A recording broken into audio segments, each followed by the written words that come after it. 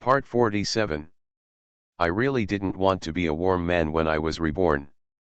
Author, Li Yuanzhe. Chapter 462. In the past 2 years, Shen Guiguai has gained weight. I think she only weighed 95 pounds when she first entered school, but now she weighs more than 110 pounds. She has a little belly, and she has become slightly fat. However, bullying her, the fleshy feeling is really, ahem. Rounding to 2? How could you think so? Shen Xian was so angry that he almost wanted to hit someone. This guy was just trying to make her angry on purpose. With a smile on his face, Li Jie picked up another piece of spicy chicken. However, he did not eat it directly. Instead, he shook it in Shen Xian's mouth before putting it in his mouth.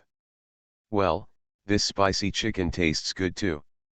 Seeing that Shen Xian was gritting his teeth, Li Jie smiled and picked up another flower armor. My dear, you like eating 60-year-olds the most, right? Looking at the chopsticks stretched out to his mouth, Shen Xian suddenly stood up, grabbed Li Jie's ears, and twisted them hard. Hey, darling, why did you do it? Let me show you what a real Yuchen girlfriend is. Ah! Shenzhenyi, are you still screwing? I'll screw you scumbag to death and let you bully me. After finishing his meal and coming out of the restaurant, Li Jie turned to look at Shen Xian beside him and subconsciously touched his red ears. How could this Shen Guibo learn how to twist his ears even though he is a good person and not a bad person? Where has the gentle and well-behaved Shen gone? Noticing his behavior, Shen Xian pursed her lips, as if she wanted to laugh again. Okay, you can laugh if you want. You don't have to hold it back. Li Jie smiled and stretched out his hand to pull her into his arms. After hearing what he said, Shenzhenyi couldn't hold it back anymore and laughed softly. My dear, I have scolded and beaten you, can you forgive me? Forgive him? Shen Xian glanced at Li Jie sideways, but said nothing. In fact, she was not that angry about what happened last time. What Shenzhenyi was really angry about was Li Jie's lack of attention to her. Compared with Xiaoqiao, Zhou Ziyu, Lu Kaiyu, and others, she is the most neglected one. Does she deserve to be wronged all the time because she is obedient, and tolerant? If he didn't have a clear attitude this time, she would never forgive him easily. When Shen Xian didn't speak, Li Jie knew that she was still emotional, so he said nothing more and hugged her forward. Where else are we going? You'll know when you get there. The Bentley Arnage RL left Huihei Road and headed towards Jing'an. Okay, we're here. After the car stopped, Li Jie got out of the car first and opened the door for Shenzhenyi. As soon as Shen Xian got out of the car, she glanced at Li Jie, who suddenly became attentive, and suddenly remembered what a sister said. Women should not be too obedient or submissive. They should have a little temper from time to time, so that men will love you and value your feelings. Now it seems that this is indeed the case. From now on, she will play more tricks with Li Jie, play the role of a savage girlfriend, and pinch his ears hard. With this in mind, she turned to look at the high-end photo studio in front. Wedding photo studio? What are we doing here? Let's go, you'll know when you get in. Li Jie smiled and walked into the store first. Shen Xian looked at his back and vaguely guessed something. He couldn't help but be very surprised and quickly followed him. Seeing Li Jie and Shenzhenyi walking into the store together, a woman of about 27 or 27 years old with a generous and decent temperament immediately came up to them with a smile. Mr. Li, you are here. After saying that, she looked at Shenzhenyi and said with admiration, Mr. Li, your girlfriend is so beautiful. Shenzhenyi's pure and sweet appearance can be said to be a match between men and women. Men want to protect her and women want to get close to her. Li Jie nodded to the woman, Manager Xie, I will trouble you more for this filming. Shenzhenyi also smiled politely at Manager Xie and couldn't help but look at the various beautiful wedding dresses in the store. What girl doesn't like wearing a wedding dress? Go try on wedding dresses. Noticing her gaze, Li Jie couldn't help but smile inwardly. You should be able to deal with Shen Guiguai this time, right? Honey, are we here to take wedding photos? Shen Xinyi suppressed the surprise and excitement in his heart and asked in disbelief. Li Jie was stunned for a moment. This Shen Xinyi was also realistic enough. As soon as I found out that I was here to take wedding photos, I immediately agreed to call her husband. Manager Xie smiled and chimed in, Mr. Li came to make a reservation more than a month ago, and the customized wedding dresses were all hand-sewn by top designers. I just wanted to give you a surprise, Miss Shen. More than a month ago? This means that Li Jie didn't just come to take wedding photos to coax her, but he really prepared a surprise for her. Shen Xian felt more and more happy, and looked at Li Jie with tender eyes. For the sake of this surprise, she decided to forgive him this time. This simple Shen Guiguai was tricked by a scumbag again. As a warm man who has been in many boats, Li Jie has long thought about what to do if the boat capsizes. Taking wedding photos is just one of the comfort methods he prepared. This guy not only booked wedding photos for Shen Xinyi, but also for Lu Kaiyu. If Lu Kaiyu had not let this guy off easily, he would have taken wedding photos with Shen Xinyi this time. Trying on wedding dresses is a very tedious task. After trying on several wedding dresses, a thin layer of sweat formed on Shen Xian's forehead. Several sets of wedding dresses were all made by famous designers, so naturally they were not too bad. Shen Xian had difficulty choosing. She hesitated again and consulted Li Jie for a long time before finally choosing a back hem dress. A floor-length tube-top style wedding dress serves as the main wedding dress. The remaining wedding dresses were used as light wedding dresses for outdoor shooting. In addition, if you want to actually get married, you will also need other matching wedding dresses such as an outing veil, evening dress, and return dress. I think it's more appropriate to choose this suit. Husband, what do you think? Shen Xinyi said while holding up the skirt of the wedding dress and spinning it around in front of Li Jie. The wedding dress she wore was particularly delicate and beautiful. The tube-top style showed off her fair skin and delicate collarbones, which was sexy and charming. The waist-cinching design made her slightly fleshy waist look even slender. The hand-stitched silver thread and pearls are embroidered into the shape of roses, which sparkle under the light. Coupled with the gorgeous large trailing skirt, it is so beautiful that it is stunning. Li Jie looked her up and down and said, okay, then choose this one. Just choose this one? Why can't you give some constructive suggestions when you say this? Shen Xinyi said a little dissatisfied. Although she had already decided to choose this wedding dress, she still hoped that Li Jie could give her a positive opinion to strengthen her confidence. Constructive comments? Isn't this embarrassing? In Li Jie's opinion, these wedding dresses are all similar, so he can choose any one. However, if Shen Guiguai is willing to try on the wedding dress with him, he can give a positive opinion. Which wedding dress is more convenient? Ahem. Manager Xie on the side said, Ms. Shen has good taste. This wedding dress is exquisite, gorgeous, and solemn. It is very suitable for wearing at the wedding ceremony. Wedding ceremony? As soon as he heard this word, Shen Xinyi's joy suddenly dropped. When can she hold a wedding with Li Jie? They will definitely be ranked behind Xiao Qiao and the others. But why? Forget it about Xiao Qiao, why should Zhou Hu be ranked in front of her? You must know that she was the first to know Li Jie. Noticing that the smile suddenly disappeared from Shen Xian's face, Li Jie turned to wink at Manager Xie.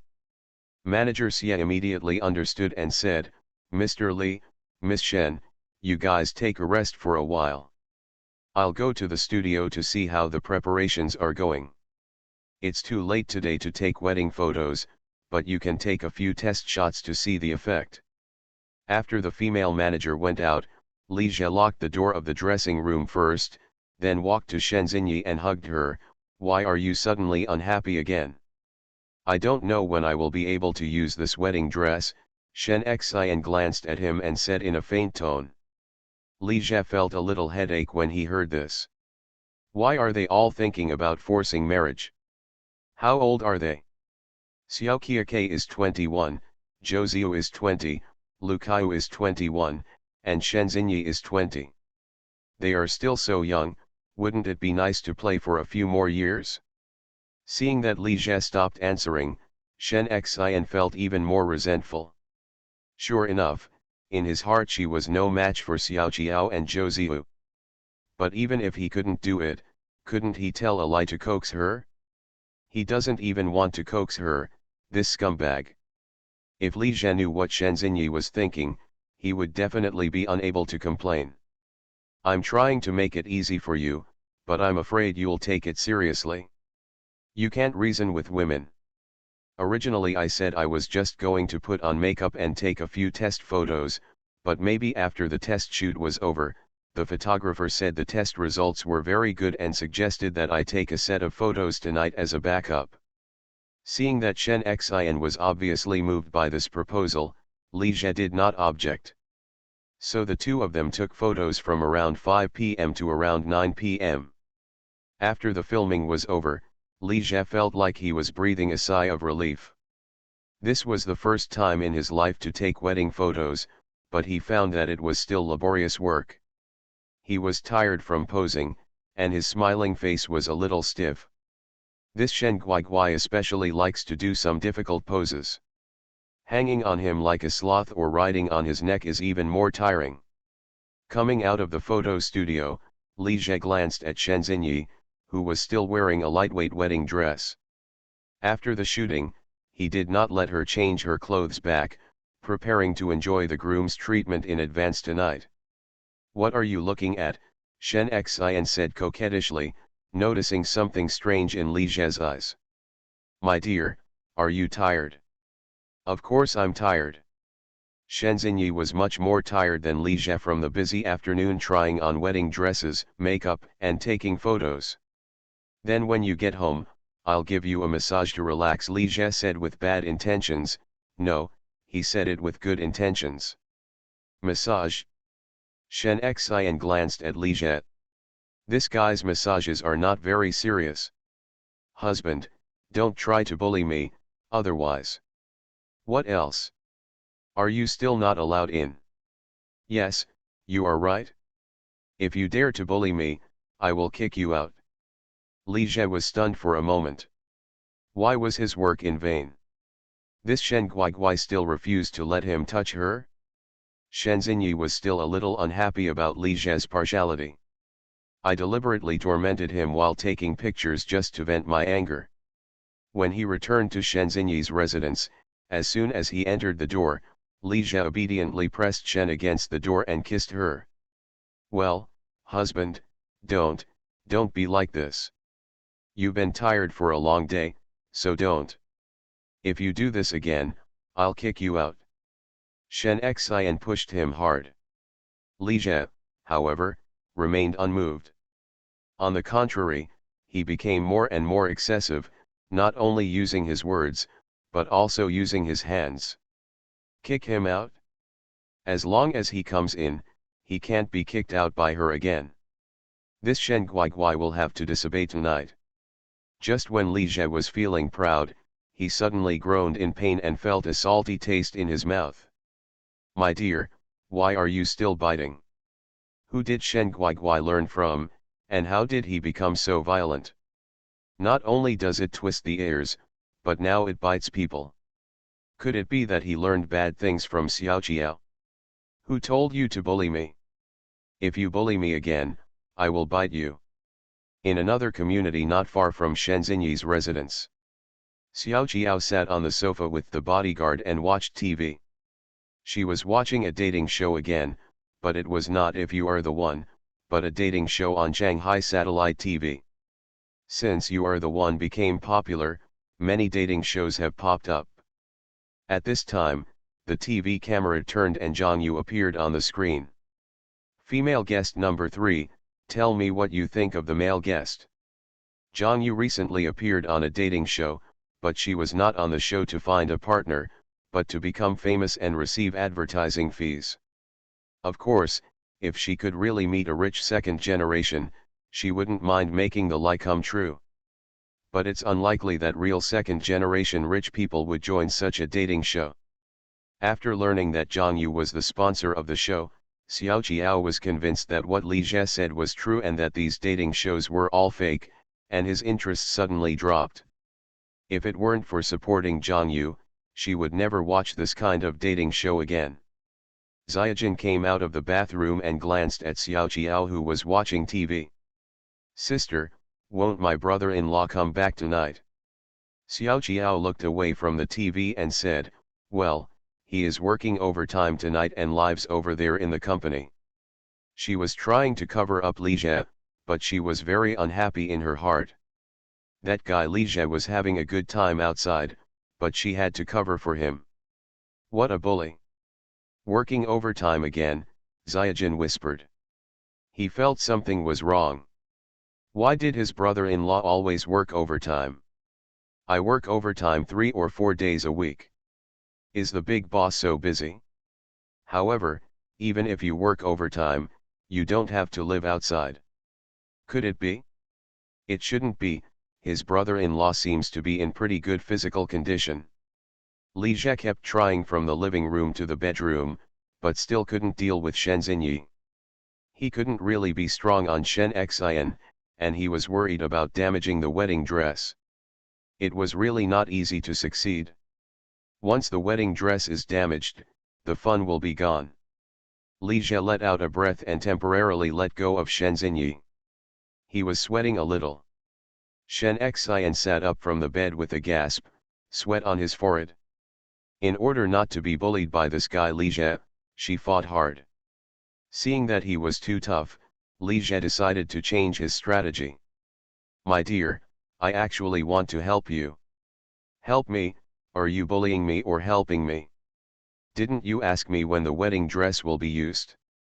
You are pregnant and you will need it." "Husband, are you telling the truth?" Shen Xian stared at him and asked. Really, Li Jie was a little modest. As soon as this thing came to his mind, he promised again. She didn't even think about what Shen Xinyi would do if she got pregnant. "Okay, this is what you said, don't go back on it." Shen Xian looked like you would be dead if you go back on your words. "I really didn't want to be a warm man when I was reborn." Author, Li Yuanzhe. Chapter 463. Shen Xinyi also knew that Li Jie was probably just trying to trick her. But if you are lucky, she is really pregnant. She doesn't care if he is coaxing her, as long as he agrees. Don't even think about going back on it. "I will definitely not go back on my word, but there are conditions." Li Jie paused, leaned down, and whispered something in her ear. After hearing this, Shen Xian's eyes were full of surprise, as if he couldn't believe it. "No, you have gone too far. Return it to the master." "I won't do it. Li Jie is so bad. He just wants her to be a maid, but he still tries every means to make her look bad. I wonder where he gets so many bad ideas." "Since you don't want to, forget it," Li Jie said. "It's getting late, let's go to bed early." He also regretted it a little. If there was an accident tonight, it would be really difficult. Shen Xian bit her lip, as if she had made a lot of determination. "Okay, I promise you." In order to seize the opportunity, she decided to risk everything.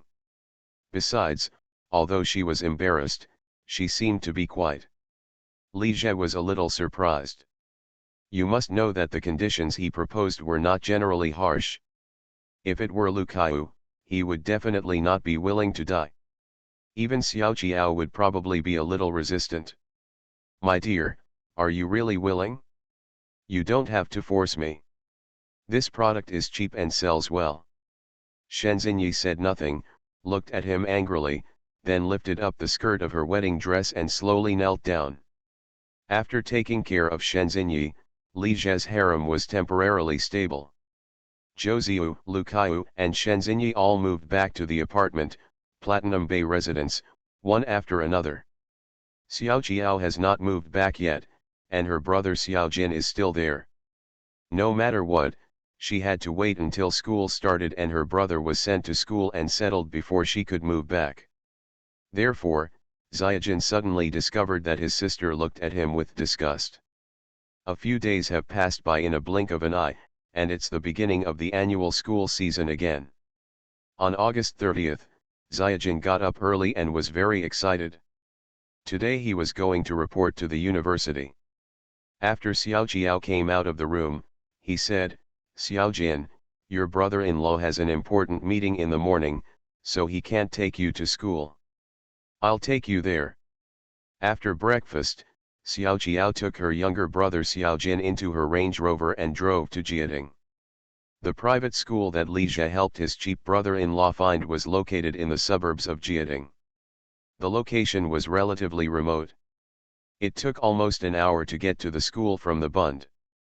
The school is affiliated with Shanghai Normal University, but in fact it has nothing to do with Shanghai Normal University. It only recruits students under the name of Shanghai Normal University.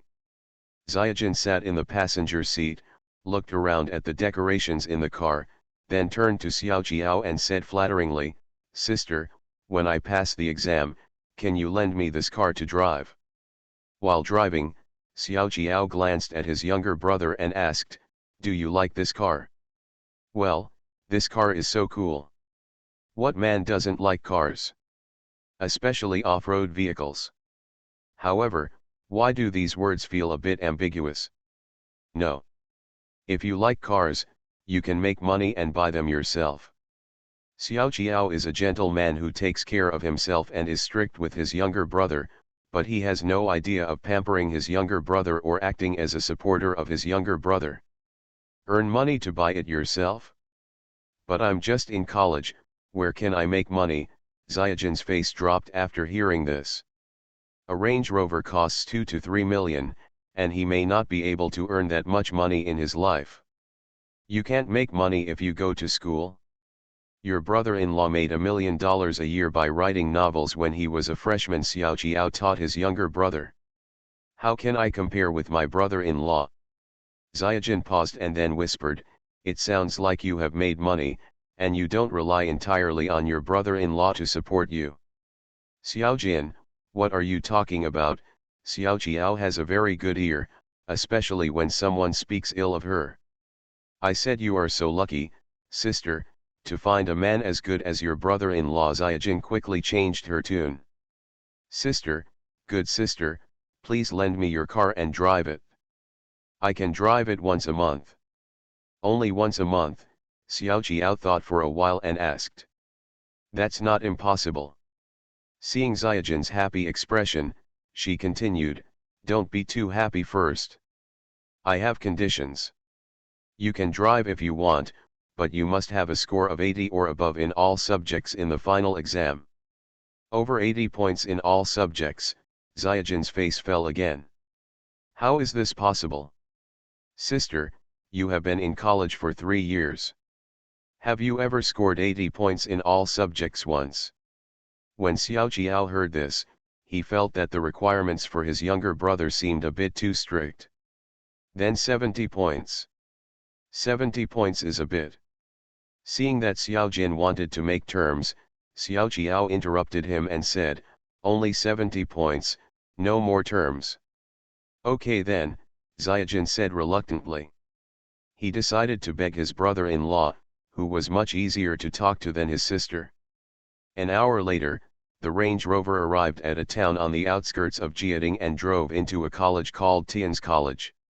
After getting off the car, Xiaojin looked around at the campus environment with obvious disappointment on her face. "This school is too small, not much bigger than our high school." This was very different from the beautiful university campus he expected. No wonder he wanted to come to the school to take a look before, but his brother-in-law said there was nothing interesting to see, and indeed there was nothing interesting to see. The surrounding environment is remote and desolate, and there is a crematorium next to it. The campus is small and the environment is average. Xiao Jiao also looked around.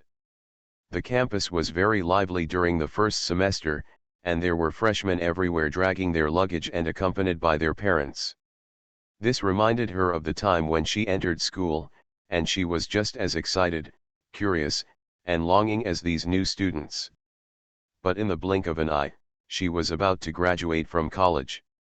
Come on, let's go through the admission procedures first. As soon as Xiao Jiao and Xiao Jin arrived at the admissions processing point, a boy in charge of orientation stood up from his seat and greeted them with a smile. Are these two classmates freshmen who are here to report? His eyes mainly fell on Xiao Jiao, and he obviously regarded her as a new student. Xiao Jiao looks very small. Even though she is 21, she looks like a high school student. In addition, she is dressed more casually today, so it is normal for her to be mistaken. Xiao Jiao smiled and said, "No, I'm here to send my brother to school." The boy was stunned for a moment when he heard this. He was obviously surprised and vaguely disappointed, but he still enthusiastically helped Xiao Jiao and Xiao Jin go through the admission procedures. After completing the admission procedures, Xiao Jiao sent his younger brother to the dormitory again. Although the environment of this school is average, the dormitory conditions are not bad. The standard 4-person rooms not only have air conditioning, but also have private bathrooms. When Xiao Jiao accompanied Xiao Jin to the dormitory, 2 boys had already arrived and were busy making the bed and packing things. Seeing the 2 people coming in, a boy with medium build and fair skin said enthusiastically to Xiaojin, "Classmate, are you from this dormitory too? My name is Chen Bin, Wenwu Bin, a native of Shanghai." Xiaojin nodded to the boy, "Hello, my name is Xiaojin, the Xiao with the prefix Zu plus U, the Jin from Gongjin, from Xishan." Another tall boy with dark skin also introduced himself, Ji Hongzin, a native of New Shanghai. Xiao Jiao looked around and said, "Your dormitory has a nice environment. Hongchen Normal University has 6-person rooms with no air conditioning and only a broken fan. The conditions are much worse than this." Ji Hongzin said, "The accommodation fee is 4,800 yuan a year, and the conditions are not good at all." Chen Bin glanced at Xiao Jiao curiously and asked, "Xiao Jin, is this your girlfriend?" Xiao Jin also glanced at Xiao Jiao and said with a smile, "No, this is my sister." When Chen Bin heard this, he quickly said, "Hello, Sister Xiao." "Sister Xiao," Xiao Jiao couldn't help laughing. "Hello, classmate Chen Bin, Xiaojin will need to trouble you to take care of me in the future." "Sister, you are so polite. We are all classmates and we all take care of each other," Chen Bin said with a smile. "Sister, are you in school or already working?" "I'm a senior this year." "You also go to school here in Shanghai?" "No, out of town." After chatting for a while, Xiao Jiao looked around and said, "Okay, Xiao Jin, please pack your things yourself. I'll leave first." She is not someone else's sister who helps her brother pack things. "Sister, it's noon now, why don't you finish your meal before leaving?"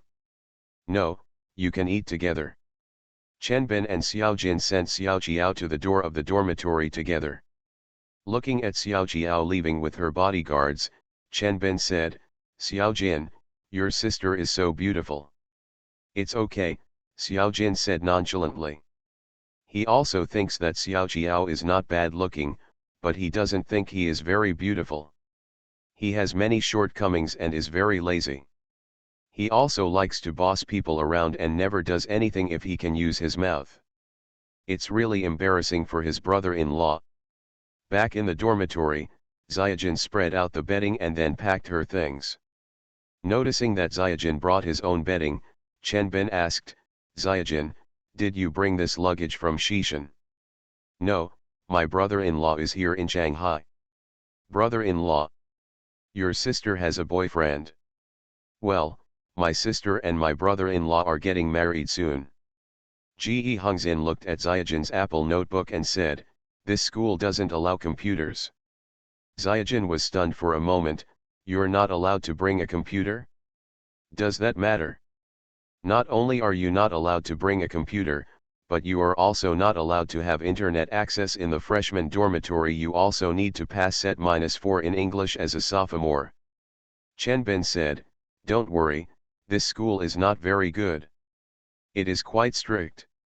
There are self-study classes in the morning and evening. Self-study classes are held at 7 o'clock in the morning. The instructors are watching and they are not allowed to bring mobile phones. There are a lot of troubles. By the way, I heard that there is also morning training, just like a girl's and she has to do it once a month. I want to go abroad, but my dad insists on coming to this crappy school." After listening to what Chenbin and Ge Hongzin said, Xiaojin's longing for college life was completely shattered. There is no internet in the dormitory, self-study in the morning and evening, and morning training.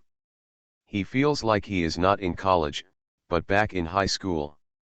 Xiaojin and the three of them chatted for a while. Seeing that it was past 12 o'clock, they went to the cafeteria to eat together. Tian's college has only one cafeteria, and half of the first floor is a large cafeteria. The food in the large cafeteria is relatively cheap, with vegetarian dishes costing $1.50 and small meat dishes $3.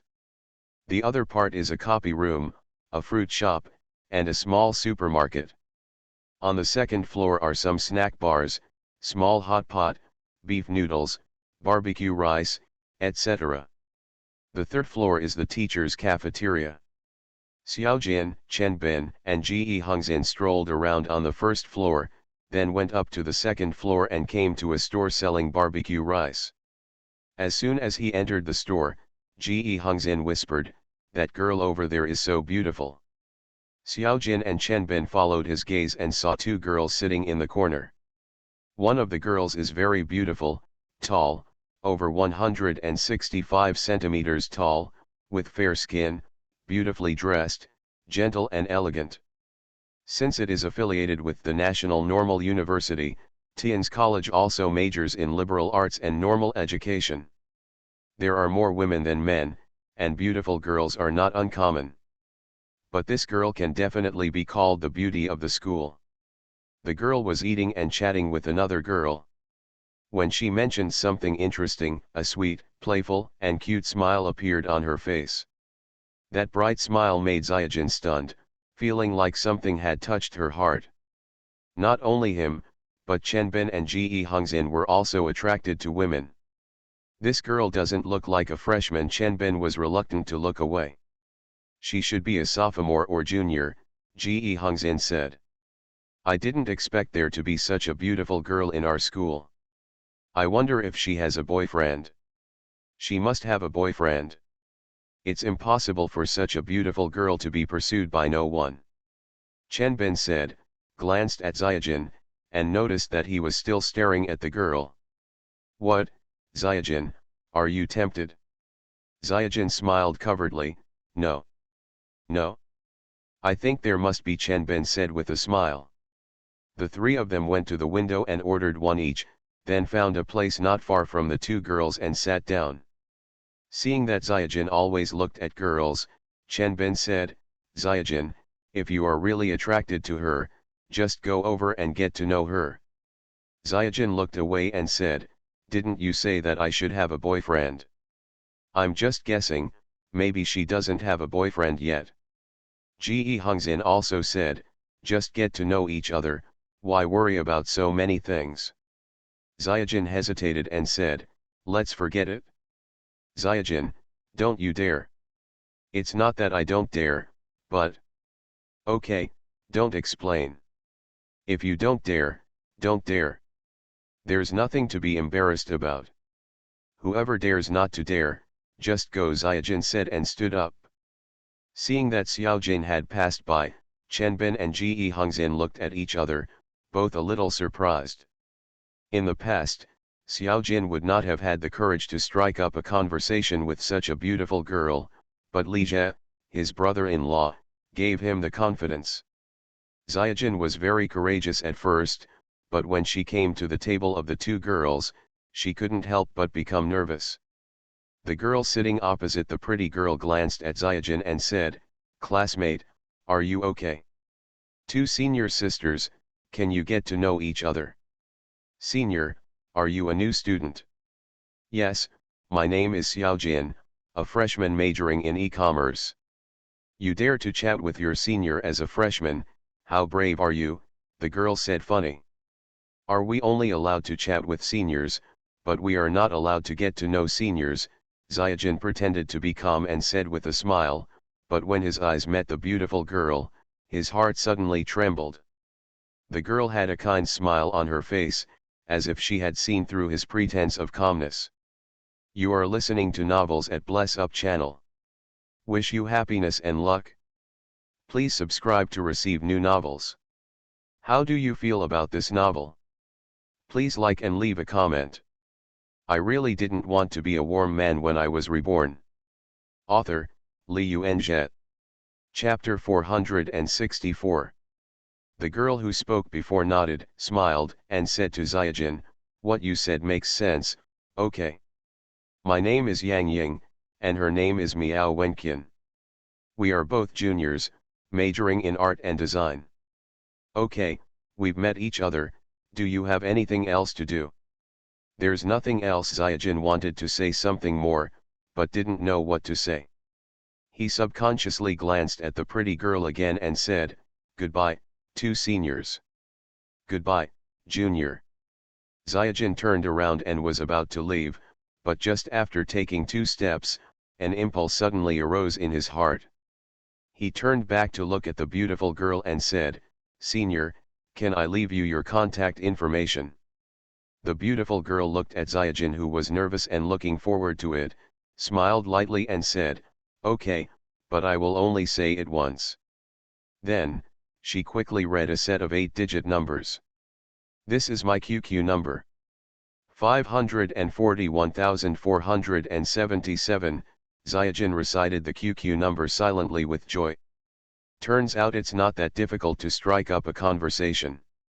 Time has come quickly to September, and school has started for half a month in a blink of an eye. After the week-long military training ended, Xiaojin's boring college life officially began. Their freshmen have to go to the classroom to learn English at 7 a.m., which means they have to get up after 6 a.m., and they have to study in the evening from 6 to 8 p.m., and they are not allowed to bring mobile phones.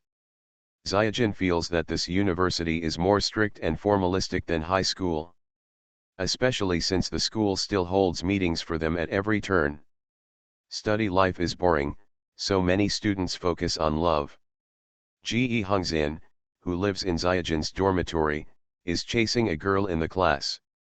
There were a few girls in their class who were really good looking, but after meeting Lu Man and Miao Wenqian, Xiaojin was a little disdainful of them.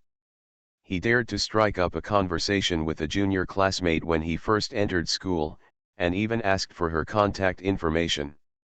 This incident made him a little limelight, and also made many people think that he was overestimating his abilities. Miao Wenqian is the vice president of the student union, a recognized campus beauty in the school, and has many suitors. This is also true.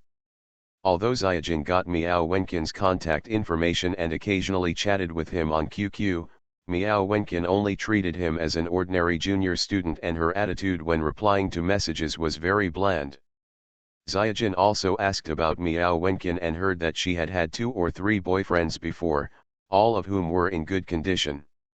Her current boyfriend was a graduated senior, and the two seemed to have broken up. Many people subconsciously think that beautiful girls will be more reserved and difficult to pursue. In fact, many of them are seamless because they have no shortage of suitors and spare tires.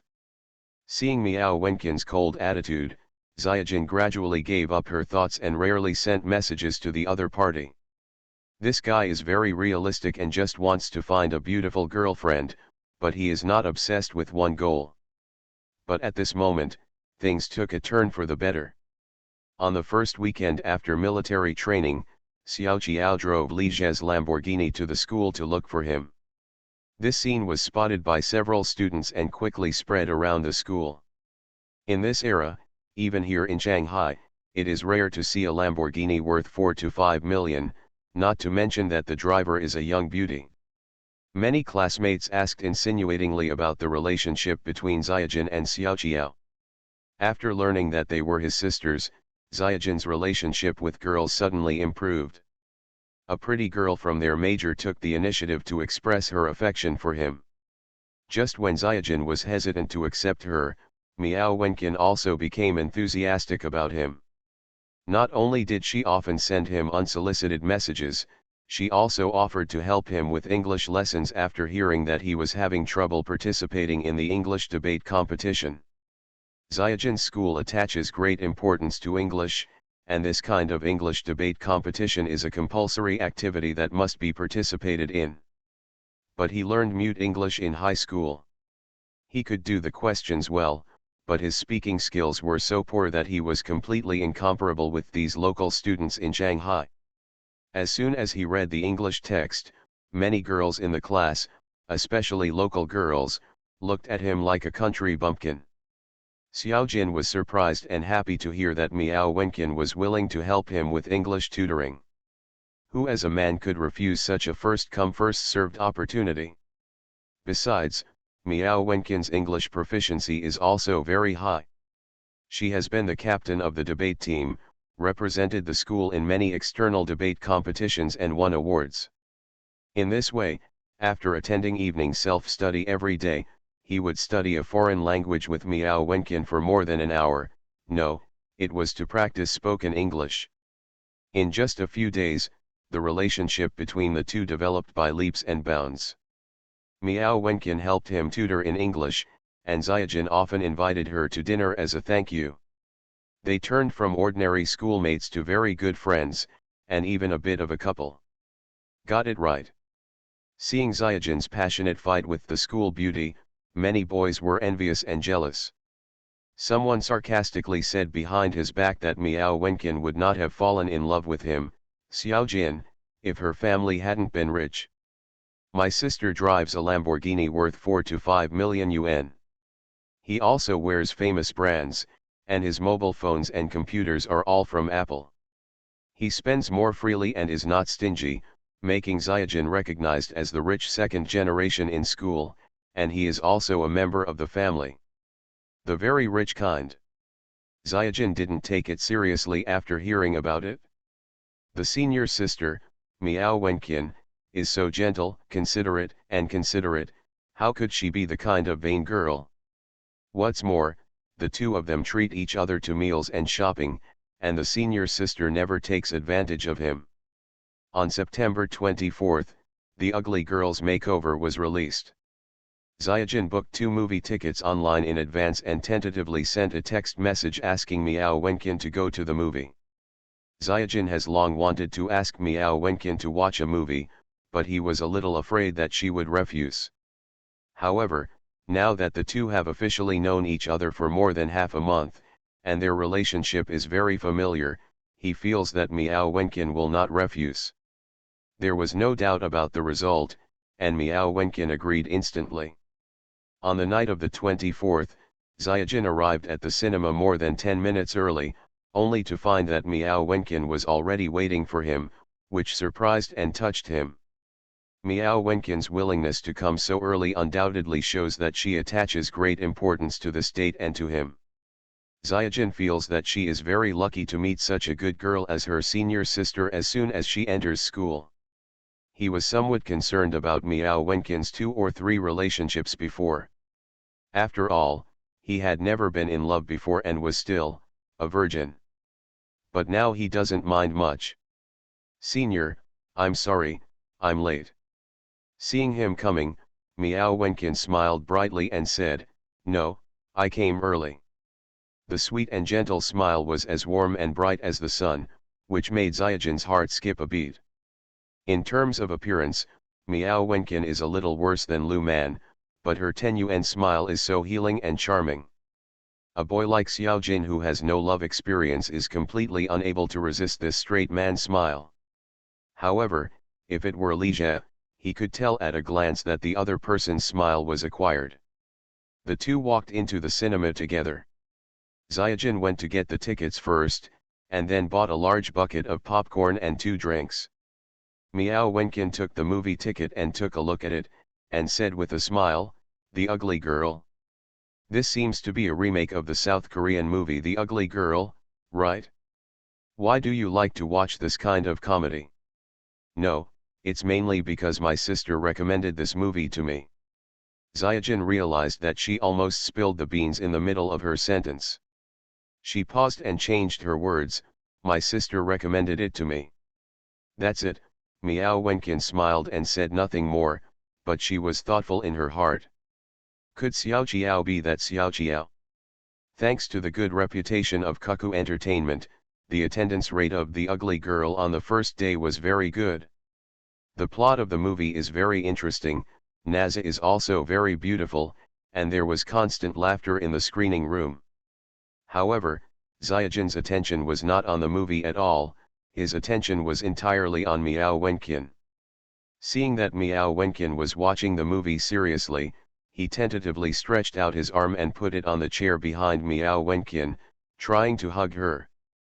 But Zyajin tried for a long time, but still didn't dare to hug her. Seeing that Miao Wenkin seemed to be turning her head, she hurriedly pulled her arm back. Next, Zyajin tentatively grabbed Miao Wenkin's hand, but just when he was about to touch her hand, Miao Wenkin suddenly raised her hand to grab the popcorn. Zyajin had been busy for a long time, and her nervous hands were sweating, but she didn't even touch Miao Wenkin's hand. At this moment, Miao Wenkin turned her head to look at him and said softly, "Zyajin, I'm a little tired." "Feeling a bit tired?" Zyajin was still thinking about how to answer, when Miao Wenkin suddenly rested her head on his shoulder. "Leave me close for a moment," she whispered. Zyajin was stunned for a moment, and then she was extremely surprised. Does the senior sister accept him? Thinking like this, he no longer felt timid, stretched out his arms and gently hugged Miao Wenkin's slender waist. Then, Zyajin subconsciously glanced sideways at Miao Wenkin and saw that she was focusing on the movie again, so she hugged her hard again. There was uncontrollable joy on his face. However, Xiaojin didn't notice that Miao Wenkin, who was leaning on his shoulder, also glanced sideways at him, with a successful smile on her face. Office of the President of Kudong Group. Many people were taking a rest in the tea room. Zhang Wenjun and two other female secretaries were drinking coffee and chatting. "The company has been making more and more moves recently, and I don't know what to do. Yes, with a promotion team of 1 or 2,000 people, it must be some major project. Wenjun, you came to the company earlier than us. Do you know any inside information? Like you, I am just an ordinary commissioner. What kind of inside story can I know? Director Zhuang should know the inside story." "Not necessarily, and Director Zhuang may not know anything. However, Secretary Liu must know the inside story." "That's for sure. Secretary Liu has been with Mr. Li since the beginning of his business. He is deeply trusted. No matter how confidential the project is, it is impossible to hide it from her." At this moment, the door of the tea room was pushed open from the outside, and Wang Zhaining walked in.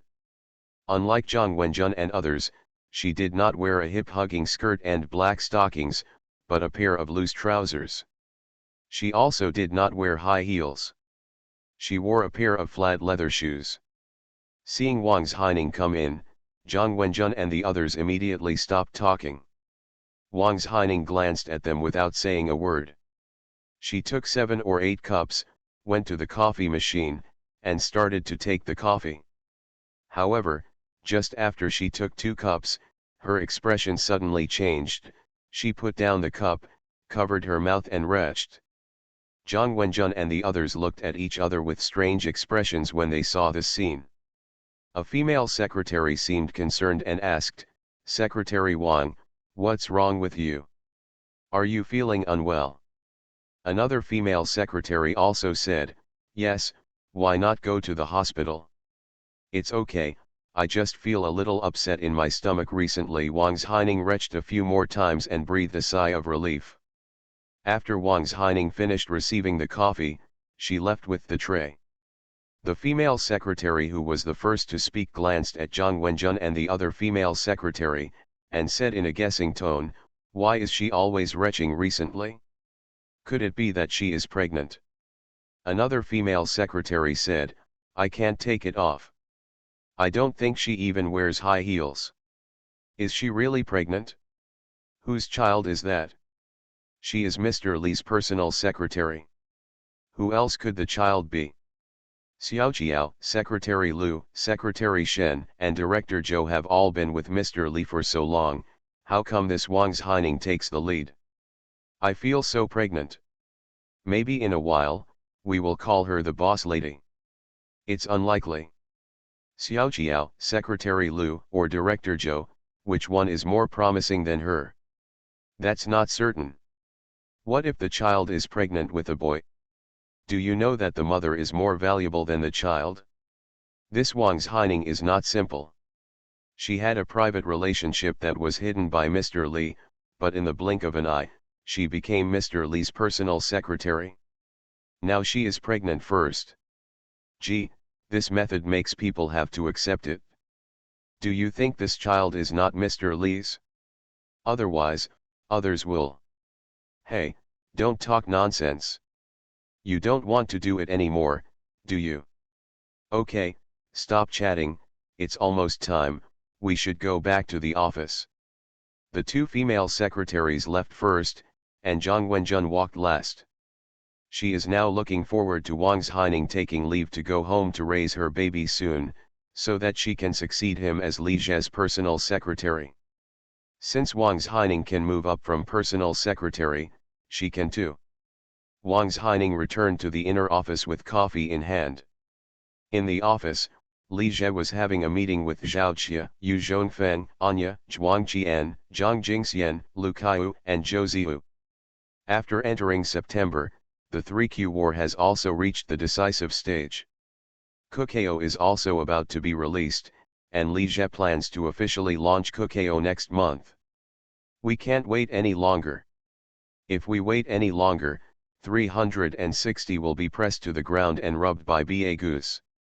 Kudong Group's timely participation in the war can give 360 a boost and encourage the other party to persist. Even if you are pressed to the ground and rubbed, don't give in so quickly. What if you can fight back? Then they united with two large game companies that had long been dissatisfied with BA Goose to form an anti-Bag Goose alliance, and just started a wave with Penguin. Even though Li Zhe knew very well that this kind of loose alliance would never work, it would be good to distract the Penguin's firepower and delay it for a little longer. What the Fun Chat plan needs most is time. As Cooking is about to be launched, it can no longer be kept strictly confidential. Launching a comprehensive publicity requires the cooperation of multiple departments. Therefore, Li Zhe called Zhuang Qian, Zhang Jingxian, and Zhou Ziyu over and held an enlarged multi-department meeting. "Mr. Li, the coffee is here," Wang Haining came to Li Zhe and the others with a large plate of coffee. "Okay, give it to me." Li Zhe stood up and took the coffee tray from her hand. This Wang Haining was not obedient at all and asked her to take leave early to raise her baby, but she insisted on going to work and asked her to find someone to bring a few cups of coffee, but she insisted on serving it herself. Li Zhe personally distributed the coffee to everyone, and Zhao Jia and Yu Zhongfeng also bowed to express their gratitude. After dividing the coffee, Li Zhe asked Wang Haining to sit down as well, then looked at Anya, Zhang Jingxian, and Zhou Ziyu and said, "Manager An, Manager Zhang, and Director Zhou, you must work together on this publicity work." Anya, Zhang Jingxian, and Zhou Ziyu looked at each other and nodded to express their understanding. I really didn't want to be a warm man when I was reborn. Author, Li Yuanzhe. Chapter 465. Moon Hotel will be launched at the same time as Cooking, and a small theater will be embedded in the play to promote Cooking. Running Man will also have a special edition of Fun Chat. In addition, on the day when Cooking goes online, all artists and anchors under Kudong Group will also promote Cooking on Weibo and video platforms. After the meeting, Li Zhe asked Zhao Jia and Yu Zhongfeng to leave, but left Zhang Jingxian, Lu Kaiyu, and Zhou Ziyu behind. He kept Zhang Jingxian because he wanted to talk to her about the IP filmmaking of Angry Birds. In fact, as early as Angry Birds became popular in Europe and the United States, Disney was interested in it and wanted to buy the film and television rights of the game. However, after talking to Disney, Li Jie refused without hesitation. It would not be impossible if we could cooperate with Disney to develop Angry Birds. Although Kudong Group also has a comic platform, it has no experience in animated film production. By cooperating with the Disney animation giant, on the one hand, you can learn and accumulate experience in animation production, and on the other hand, you can maximize the benefits of the development of Angry Birds. The North American film market is almost monopolized by the 5 major Hollywood film companies including Disney, Warner, and Universal. If we don't find a partner to cooperate, even if the Angry Birds movie is produced, it will be difficult to enter the mainstream market in North America. But Disney's attitude is too arrogant. It just wants to buy out the film and television rights to Angry Birds at a low price, and even wants to take away the surrounding rights. After Li Jie rejected Disney, he asked Cuckoo Entertainment to acquire a relatively powerful animation drama and animated film production company in Shanghai, and then joined forces with the Qiu Comics platform to produce the Angry Birds movie. It's just that although the Angry Birds movie has been in the works for 3 or 4 months, it is progressing slowly, and the assembled production team has serious deficiencies in experience and technology. Angry Birds is a 3D animation, most of which relies on computers to produce, and the production technology is extremely high. However, in China, 3D animation is still in its infancy, and there is no mature production team yet. If this continues, I don't know when the movie will be produced. Even if it is produced, the final effect will be unsatisfactory.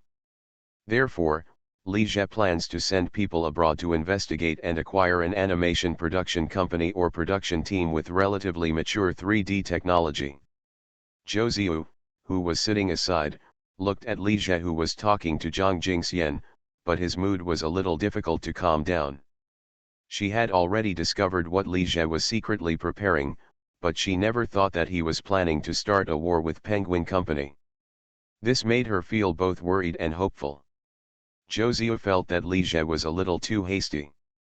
Kudong Group had only been established for 3 years, and compared with Penguin Company, there was a huge gap in strength.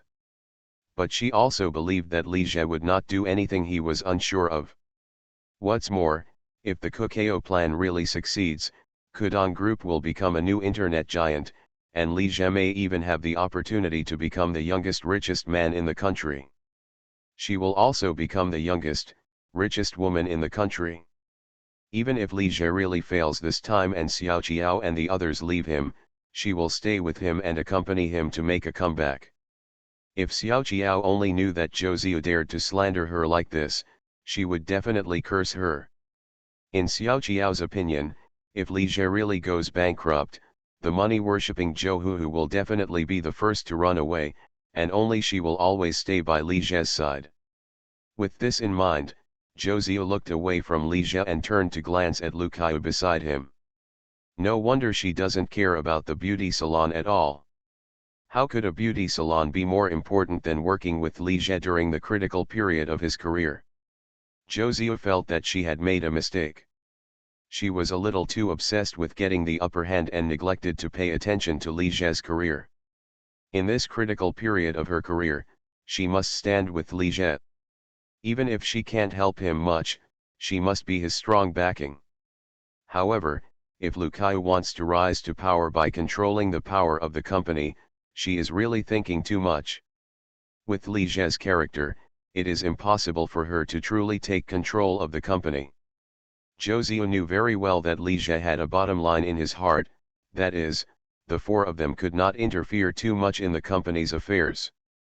This is the so-called harem cannot interfere in politics. Before 5 o'clock in the afternoon, Li Jie left the company with Zhou Ziyu, Lu Kaiyu, and Wang Zhaining. From today onwards, Wang Zhaining will officially move into the Beijing Wan mansion. After appeasing Xiaojiao, Zhouziu, Lu Kaiyu, and Shen Xinyi, Li Jie did not mention Wang's Haining moving here again. He has given up the idea of letting Wang's Haining move here, and would rather work harder and go back and forth. Unexpectedly, Zhouziu suddenly offered to let Wang's Haining move here to raise the baby, which surprised Li Jiejun. Whether Wang's Haining can move here actually mainly depends on Zhouziu's opinion. Because if Wang's Haining moved here, she would live in the same room as Zhouziu on the 31st floor. Xiaojiao, Lu Kaiyu, and Shen Xinyi all live on the 32nd floor. As long as they don't go downstairs, they can be out of sight and out of mind. Taking the elevator to the underground parking lot, Li Jie opened the door and got into the driver's seat, Lu Kaiyu got into the passenger seat, and Zhouziu and Wang's Haining sat in the back seat. The Bentley Arnage RL drove away from the company's office building and headed towards the Bund. Wang's Haining looked at the scenery outside the car window and felt in a good mood. She couldn't help but smile with joy on her face. She finally moved into Li Jie's house and became one of the hostesses. At least nominally she has the same status as Xiaojiao, Zhouziu, Lu Kaiyu, Shen Xinyi, and others. Zhouziu looked at the smile on Wang's Haining's face, but sneered in her heart. "I'll just let you be proud for a few days." Zhouziu is very disgusted with Wang's Haining, but she doesn't want to have trouble with Li Jie because of a mistress during the critical period of his career. This is a lack of understanding of the general situation. This Xiaozhou also has the nerve to call others a mistress. But now that she offered to let Wang's Haining move in, it would make Li Jie feel guilty. As long as her position in Li Jie's heart becomes more and more important, are you afraid that there will be no chance to deal with this mistress in the future? At night, Beijinwan Mansion. The atmosphere at the dinner table was very tense. Xiaojiao and the four of them were originally in harmony on the surface, but now with the addition of Wang's Haining, they could not even maintain the harmony on the surface. Li Jie glanced at Xiaojiao, Zhouziu, Lu Kaiyu, Shen Xinyi, and Wang's Haining, and decided not to let them eat together in the future. It also saves them from being uncomfortable staying together. Wang's Haining suddenly frowned, turned her head sideways, covered her mouth and retched several times. Xiaojiao and the other four looked at the scene with complicated expressions. Regarding Wang's Haining's pregnancy, it is impossible to say that the four of them are not jealous. This is the main reason why the four of them are so unanimously hostile to Wang's Haining. Li Jie reached out and stroked Wang's Haining's back. "Why, are you feeling nauseous again?" Wang's Haining's morning sickness was a bit severe, which is why Li Jie wanted her to take an early leave to raise her baby. She always had nausea and retching like this, and anyone with a little common sense could tell that she was pregnant. Now many people in the company know that his big boss got his personal secretary pregnant, and his image has been completely ruined. Does Li Jie think he has any image? Everyone in the company has long known about his shortcomings, such as astringency. Wang's Haining patted her chest, let out a breath, and then forced a smile to Li Jie. "Brother Jie, I'm fine. If you have a bad appetite, eat less. I'll warm up a glass of milk later." After Li Jie finished speaking, he looked up and met the looks of Xiaojiao and the four of them with either resentment or annoyance. In particular, Xiaojiao's eyes were full of resentment, as if to say, "You partial scumbag, why don't you give me a child?"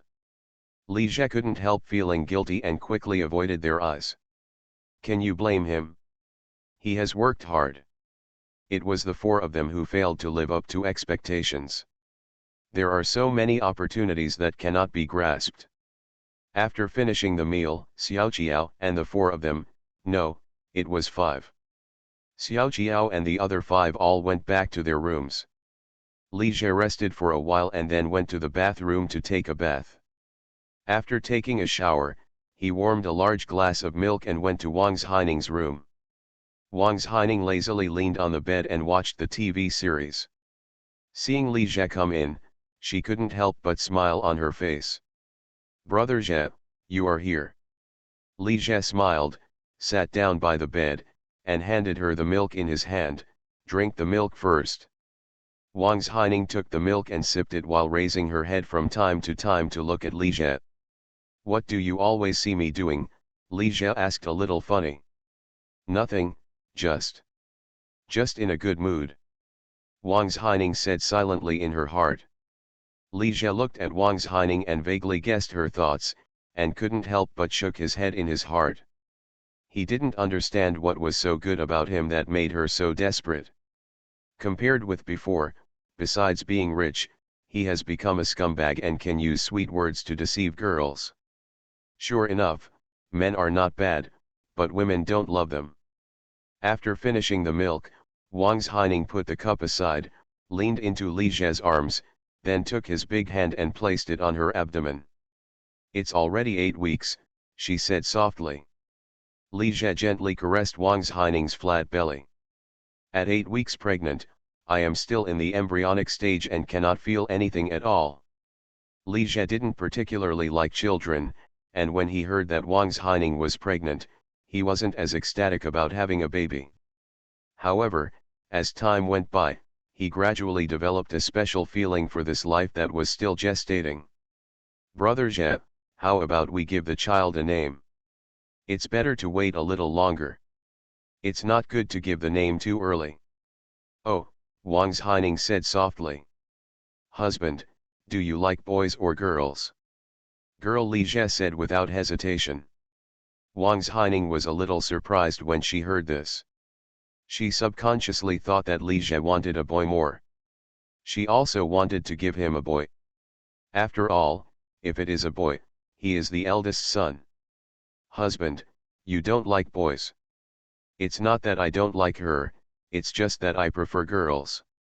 Li Jie had no idea that his son should inherit the family business, and he had not even considered the inheritance of the family property. He is only 23 years old this year. Why is he anxiously thinking about something so far away in a few decades? What's more, when he was reborn, natural and man-made disasters occurred frequently, and the international situation was becoming a bit chaotic. Who knows what will happen in the next few decades? Li Jie hugged Wang Haining tenderly for an hour, and when he saw that it was almost 9 o'clock in the evening, he let her go. "Okay, go to bed early." After saying that, he was ready to leave. "Brother Jie," Wang Haining held him back. "What's wrong? We haven't been together for a long time. Aren't you pregnant? I can help you in other ways." "Help him in other ways? You are wasting resources. If Xiao Qiao and the others know that you are still wasting their resources even though you are pregnant, they will definitely hate you even more." Thinking like this, Li Jie was ready to comfort Wang Haining again, but at this moment, his cell phone suddenly rang. He took out his cell phone, took a look at it, and then said, "Xiaoning, you'd better go to bed early. I'll answer the call." The call came from Guo Jian, Li Jie's best friend from high school. After graduating from junior college this year, Guo Jian found a sales job in Harbin. He worked for 2 months but couldn't do it anymore, so he returned to his hometown in the mountain city and is currently unemployed. Guo Jian majored in mechanics at university, but he didn't learn anything from dawdling around all day. Now that he has no skills and no academic qualifications, it is extremely difficult to get a better job. His family wanted to gain some connections and sent him to a public institution to work as a temporary worker. But Guo Jian didn't want to go. The main reason was that the salary was too small, less than 1,000 yuan, and there were no benefits. He didn't know how many years it would take to become a full-time employee. Hearing that Li Jie was interning here in Shanghai, he wanted to come to Shanghai and try his luck to see if he could find a suitable job. After hanging up the phone, Li Jie shook his head lightly. During this time in the last life, Guo Jian also came out to make a career, but instead of coming to the Shanghai stock market, he went to the Shenzhen stock market. However, he returned to the mountain city after hanging around in Shenzhen city for a year or two. Xiao Qiao was sitting at the desk, doing exercises absent-mindedly. It would be okay if the little vixen, Wang Haining, didn't move here. Even if she knew that Li Jie would see him without telling her, she wouldn't be too upset if she didn't think about it. But now she couldn't help but think about it. When he thought that Li Jie was making love to the little vixen downstairs and the family was reunited, Xiao Qiao felt sour and uncomfortable. Why couldn't she and Li Jie get pregnant after being together for 3 years? Before Wang Haining became pregnant, Xiao Qiao had no particular desire to have a child. Now she really wants to have a child with Li Jie. Dong dong, someone suddenly knocked on the door. Who is it? Xiao Qiao came to his senses, got up and opened the door. Could it be that Shen, a foodie, is here? She also has a better relationship with Shen Xinyi. Why are you here and not accompanying your little vixen anymore? Seeing Li Jie outside the door, Xiao Qiao felt happy, but pretended to be annoyed and said, I'll come here to accompany you, Li Jie said with a smile. He guessed that on the first day Wang Haining moved here, Xiao Qiao and the others would definitely get into trouble, so they came here to comfort them. If you want to hug each other, you can't ignore anyone too much, otherwise the boat will capsize sooner or later. Who wants you to accompany you? You should go with your big vixen, Zhou, and your little vixen, Xiao Qiao said, pushing him and about to close the door. Qiao Bao, do you want a child? Li Jie stretched his legs to block the door, and then pulled her into his arms. Why, you can give me one if I want it. Xiao Qiao still had a straight face, but the smile at the corner of her mouth betrayed her. I tried my best. I really didn't want to be a warm man when I was reborn. Author, Li Yuanzhe. Chapter 466. After comforting him twice, Li Jie finally convinced Xiao Qiao to be honest. Then, without resting for a moment, he went to comfort Lu Kaiyu and Shen Xinyi. However, this time Li Zhejin just comforted him. If all the efforts were made to comfort him, he would really be unable to bear it. When Li Jie came out of Shen Xinyi's room, it was almost early in the morning, and he couldn't help but let out a long breath.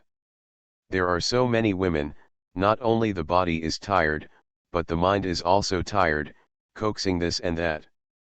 With this in mind, Li Jie went to Zhou's room again. Zhou's door was unlocked and opened with a twist. When Li Jie walked in, he found her leaning on the bed and falling asleep watching TV. Apparently she had been waiting for him to come over. Li Jie picked up the remote control and turned off the TV, then got on the bed and hugged her gently. Husband, you're here. Zhou woke up from the shock, opened her eyes, and smiled charmingly at him. Li Jie hummed slightly and hugged her tighter. Xiao, thank you. Zhou leaned in his arms, her beautiful eyes half opened and half closed, with a faint smile on her pretty face. Sure enough, she gave in and offered to let Wang Haining move over. Li Jie felt guilty towards her. Husband, as I said, you don't need to say thank you to me. I will do anything for you. Li Jie didn't say anything more, lowered his head and kissed her. His little lover was so kind and considerate, so he could only repay her with his own body. Husband, do we also want a child? I try my best. On September 29, Huron magazine released the 2010 Huron Rich List. This list caused an uproar as soon as it was released. Because there is one of the youngest billionaires on this year's list.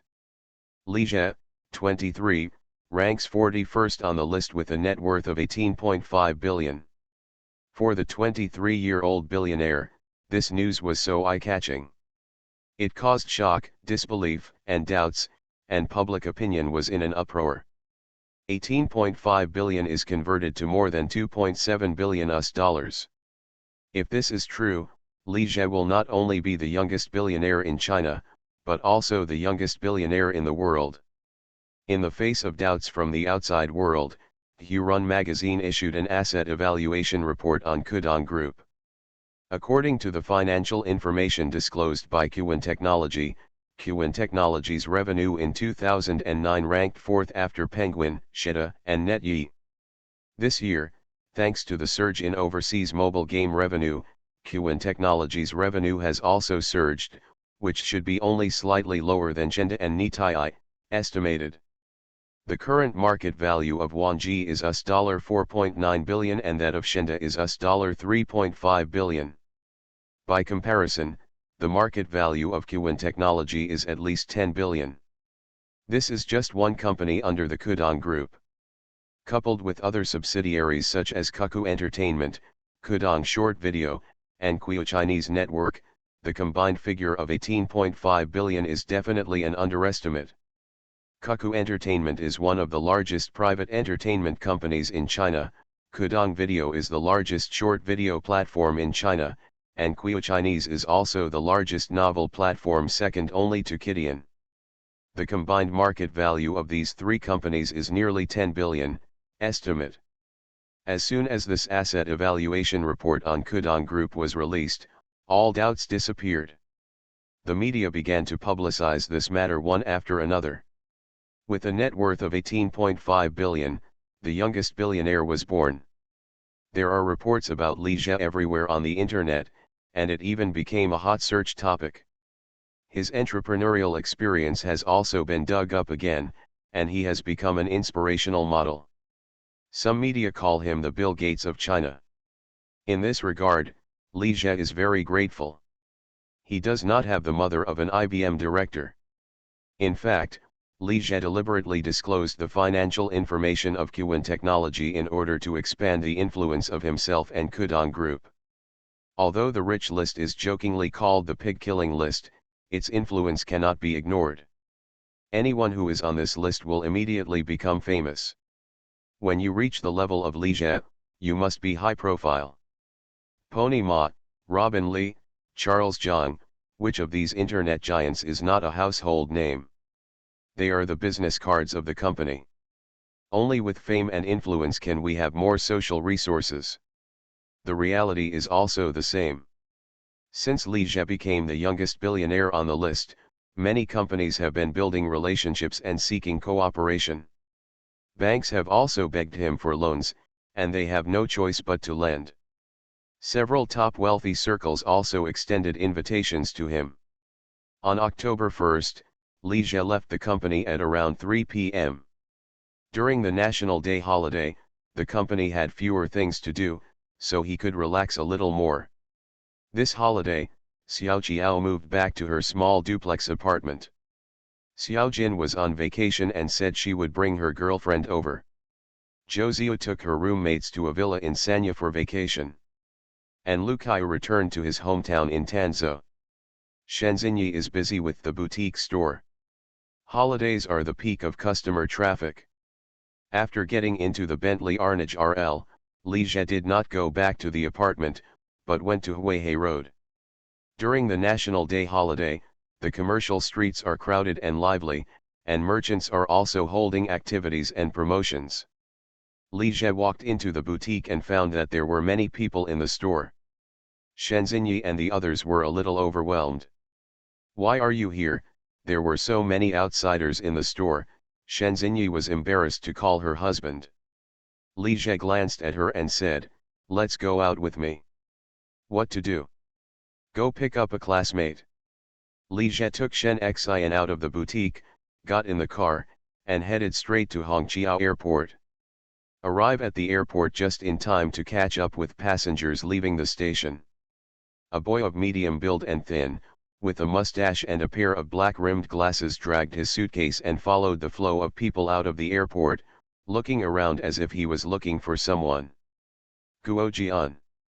The boy heard the cry and turned his head to focus on a man and a woman not far away. "Jizi," his tone was full of surprise and disbelief.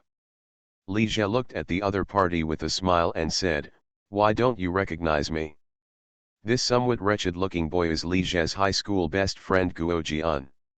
He has a really good relationship with Guo Jian, which is not comparable to that of his Higang and others. Guo Jian looked Li Jie up and down in disbelief. He looked at Li Jie several times before smiling and saying, "Jizi, are you really you? We haven't seen you for 3 years." You have changed so much that I don't even dare to recognize you anymore. After saying that, he looked at Shenzhenyi next to Li Jie. Who is this? My girlfriend, Shenzhenyi, Li Jie said, and held Shenzhenyi in his arms. Jizi, are you telling the truth? Guo Jian glanced at Shen Xian again subconsciously, as if he still didn't believe it. Of course it's true. I don't have anything to do. Why did I lie to you? Li Jie had shown Guo Jian a photo of Shenzhenyi a long time ago, but the boy didn't believe that he could find a girl as beautiful as Shenzhenyi. Okay, let's go.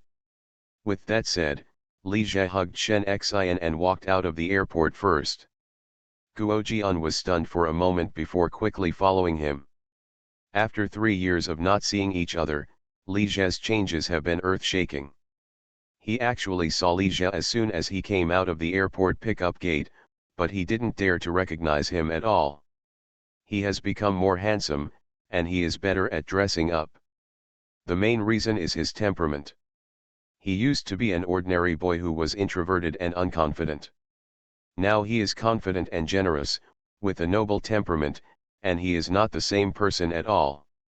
In the parking lot outside the airport, Zhou Chao saw Li Jie and the others coming out and opened the car door first. Get in the car, Li Jie turned to Guo Jian and said. Guo Jian seemed not to have heard it, staring at the Bentley Arnage RL in front of him with a look of surprise on his face. After a few seconds, he came back to his senses. Bentley? Jizi, don't tell me this is your car. Shenzhenyi glanced at Guo Jian strangely.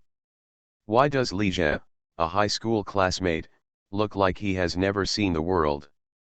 After being together with Li Jie for a long time, Shenzhenyi and the others had more or less a sense of superiority. Once a person has money, his mentality will inevitably change. Li Jie also glanced at Guo Jian, smiled and said, yes, you guessed it right. He could understand Guo Jian's feelings at this time. Anyone who suddenly discovered that an ordinary classmate he hadn't seen for several years would become a rich man would be confused. Jizi, is this car really yours? Are you rich? The expression on Guo Jian's face was complicated, including surprise, shock, and envy. He finally understood how Li Jie had caught up with Shenzhenyi. He was already sitting in a Bentley. Is it still difficult to find a beautiful girlfriend? Let's get in the car first and let's talk in the car. Zhou Chao got into the driver's seat, Li Jie, Shenzhenyi, and Guo Jian got into the back seat, and then the Bentley Arnage RL slowly drove away from the airport. Guo Jian looked at the luxurious interior of the car and asked curiously, Jizi, what have you been doing in the past 3 years? He regretted a little. If he had known that Li Jie was doing so well, he would have contacted him more. Li Jie smiled and said, actually, it's nothing. I just made some money writing novels online, and then used the money to open a small company, but it accidentally became big. You made it big by accident? You're just pretending. Guo Jian couldn't help but complain. But didn't you say you work here? Yeah, I work in my own company. Jizi, you've hidden it well enough. You've done such a great thing, but you haven't even heard of it. You even hid it from me. Didn't I tell you a long time ago that I have become a billionaire and asked you to come here to eat and drink with me after graduation? How could you not believe it? Damn it, who would believe it if you said that? 20 minutes later, the Bentley Arnage RL arrived at the Bund and stopped in front of a high-end restaurant. We've arrived. Li Jie comes to this restaurant often and specializes in northeastern cuisine, which is a good fit for Guo Jian. The three got off the car and walked into the restaurant. When the lobby manager saw Li Jie, he took them directly to a private room. After sitting down, Li Jie picked up the menu and asked Guo Jian to order. Jizi, now that you are rich, I will no longer be polite to you. Guo Jian said you're welcome, so he was really rude and ordered 5 or 6 hard dishes that were not cheap. After he finished ordering, Li Jie took the menu and ordered a few more dishes and a bottle of wine. The food in this restaurant is very fast, Almost everything was ready in less than 10 minutes. Guo Jian picked up the red wine and poured a glass of wine for each of Li Jie and Shen Xian. Jizi, I'd like to toast you and your siblings. Saying this, he glanced at Li Jie enviously.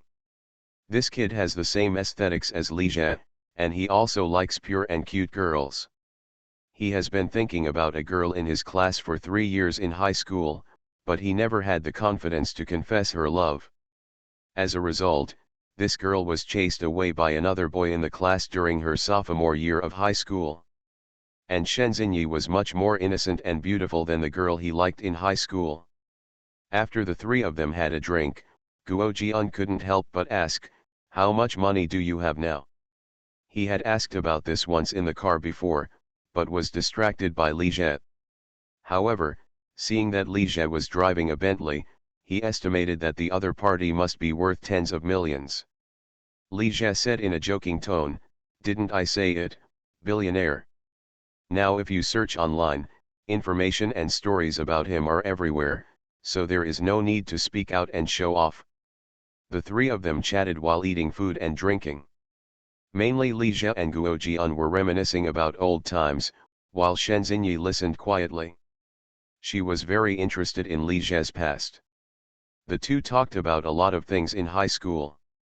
After so many years, Li Jie couldn't remember many things in high school. Guo Jianyi said that he recalled many things. However, when he accidentally mentioned a classmate, Guo Jian said in surprise, "Who is Lin Yang? Is there such a person in our class?" Li Jie was stunned for a moment, and his expression suddenly changed. "Don't you remember Lin Yang?" Guo Jian said a little funny, "Jizi, did you remember it wrong? How could there be such a person?" He found that Li Jie's memory was really bad. It had only been 3 years, and he either couldn't remember many people and things in high school, or he remembered them incorrectly. Li Jie's expression became even worse after hearing this. Shen Xinyi, who was sitting next to him, asked with concern, "Brother Jie, what's wrong with you?" In her impression, Li Jie had always been calm and calm. This was the first time she had seen him lose his composure. "Nothing."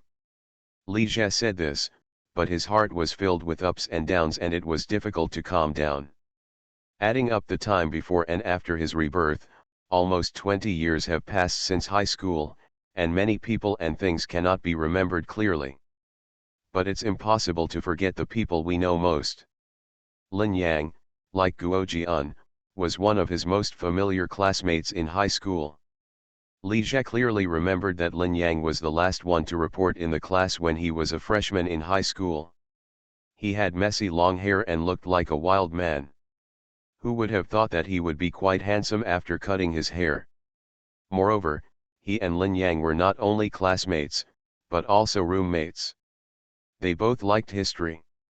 They often talked about World War II together while lying in bed at night, and they talked until midnight. Although the relationship between Guo Jian and Lin Yang is not good, they are quite familiar with each other. It is impossible to say that they completely forget each other after only 3 years. The most likely possibility is. Thinking of this, Li Jie took out his mobile phone and sent a text message to Zhang Yan. Zhang Yan, Guo Jian, and Lin Yang were all in the same class. Soon, the phone buzzed and Zhang Yan replied. Looking at the content of the text message, Li Jie showed a hint of understanding. Sure enough, Zhang Yan didn't remember Lin Yang at all. It is very likely that there is no such person as Lin Yang in this world. In other words, he was not reborn at all, but traveled to a parallel time and space that was highly similar to the original world. It was so similar that he had traveled through time for 3 years before realizing something was wrong for the first time. Li Jie suddenly thought of another question. If he was not reborn but traveled through time, where was the Li Jie in this time and space? He has never taken possession of someone else's body. However, Li Jie just gave up after thinking about it. This was not something he could figure out, so don't waste your efforts. What's more, no matter whether it's rebirth or time travel, life still has to go on as usual. But now that we know it's a parallel time and space, we can't rely too much on the experience of the previous life. No matter how high the similarity is, they are still two different time and space, and as he travels through, the difference between the two time and space is likely to become larger and larger. You are listening to Novels at Bless Up channel. Wish you happiness and luck. Please subscribe to receive new novels. How do you feel about this novel? Please like and leave a comment. I really didn't want to be a warm man when I was reborn. Author, Li Yuanzhe. Chapter 467. After finishing the meal, Li Zhe sent Guo Jian to a budget hotel. It was the old Captain Youth Hotel on Fuzhou Road where he and Xiao Jiao stayed when he first came to Shanghai. The hotel has a good environment and is right on the Bund. It is very convenient for eating and playing. Of course, he could arrange a higher-end hotel for Guo Jian, but it wouldn't be suitable. When getting along with friends, you must have a sense of scale. Giving too much at once can easily lead to enmity. In fact, it's not just friends, but also relatives. Jizi, this hotel is quite unique. After entering the hotel, Guo Jian looked around and said, "This kid is quite interested in sailing and has even thought about enrolling in a sailing school. He really likes this kind of nautical style decoration. This is the hotel I stayed at when I first came to Shanghai, and I'd like to take you to experience it." Li Zhe had already arranged for someone to book a room. As soon as he told the front desk, a waiter led them upstairs to the room. The room is not big, only about 20 square meters, but the decoration is very unique, very clean, and has an independent bathroom. Desks, TVs, air conditioners, coffee tables, and small sofas are all available. This first-class cabin, standard room, costs 350 per night, which is relatively expensive among budget hotels in Shanghai in this era. The main reason is convenient transportation and good scenery. The rooftop bar can directly see the Huangpu River. Li Zhe booked this room directly for Guo Jian for half a month. Guo Jian looked around and was very satisfied with the room. For ordinary people, this hotel is pretty good. Jizi, you're doing so well, so I won't stop looking for a job and just get along with you, Guo Jian said in a joking tone. Okay, if you want to come, of course you can, Li Zhe readily agreed. Although this kid Guo Jian has little ability and a bit of ambition and talent, he is very talkative and likes to socialize. Li Zhe planned to arrange for Guo Jian to promote fun chat, and gave him the position of group leader, which was taken care of. As for future development, it depends on his work performance. Then I will go to your company tomorrow to have a look. Don't worry, you can play around during the holidays first. As soon as Li Zhe and Shen Xian left, Guo Jian closed the door and looked around the room again, still feeling a sense of disbelief in his heart. That kid Li Zhe actually became rich, got a Bentley, and even found a beautiful girlfriend. Although the two of them bragged a lot in high school and thought about what it would be like to go to college and graduate, they were just talking, but they didn't expect that the other would really get ahead and do something successful. Guo Jian felt envy and jealousy in his heart, but mostly excitement and expectations for the future. Li Zhe can make a career in the Shanghai stock market, and he may not be able to do it either. With this thought in mind, he came to the window and looked at the bustling Bund, feeling even more confident. Li Zhe and Shen Xinyi walked out of the hotel, but Shen Xinyi suddenly stopped and turned around to look at the hotel door. "What's wrong?" Li Zhe also stopped. "Husband, this is the hotel where you and Xiao Qiao stayed in Shanghai for the first time." Shen Xinyi's eyes were a little complicated. What she regretted most was that she had not taken the initiative, otherwise she would have been the first to be with Li Zhe. Fate made her meet him first, but she failed to grasp it. Li Zhe looked at Shen Xinyi and vaguely guessed what she was thinking. I think he fell in love with Shen Xinyi at first sight, but by some mistake, among the four of them, Xiao Qiao, she was the last one to be with him. Still love at first sight? This guy is obviously just out of curiosity. Hey, let's go shopping together. Since Shen Guiguai envied Xiao Qiao's experience, he would also take her to experience it. Yeah, Shen Xian hummed slightly and took the initiative to hold Li Zhe's arm. Xiaojin, what are you looking at? Seeing Xiaojin staring out of the car window, Miao Wenqian asked curiously. It's nothing. Xiaojin came back to her senses and looked away. He just saw a man holding a beautiful girl on his arm. The back looked very similar to his brother-in-law. However, it is unlikely that he must have seen it wrong.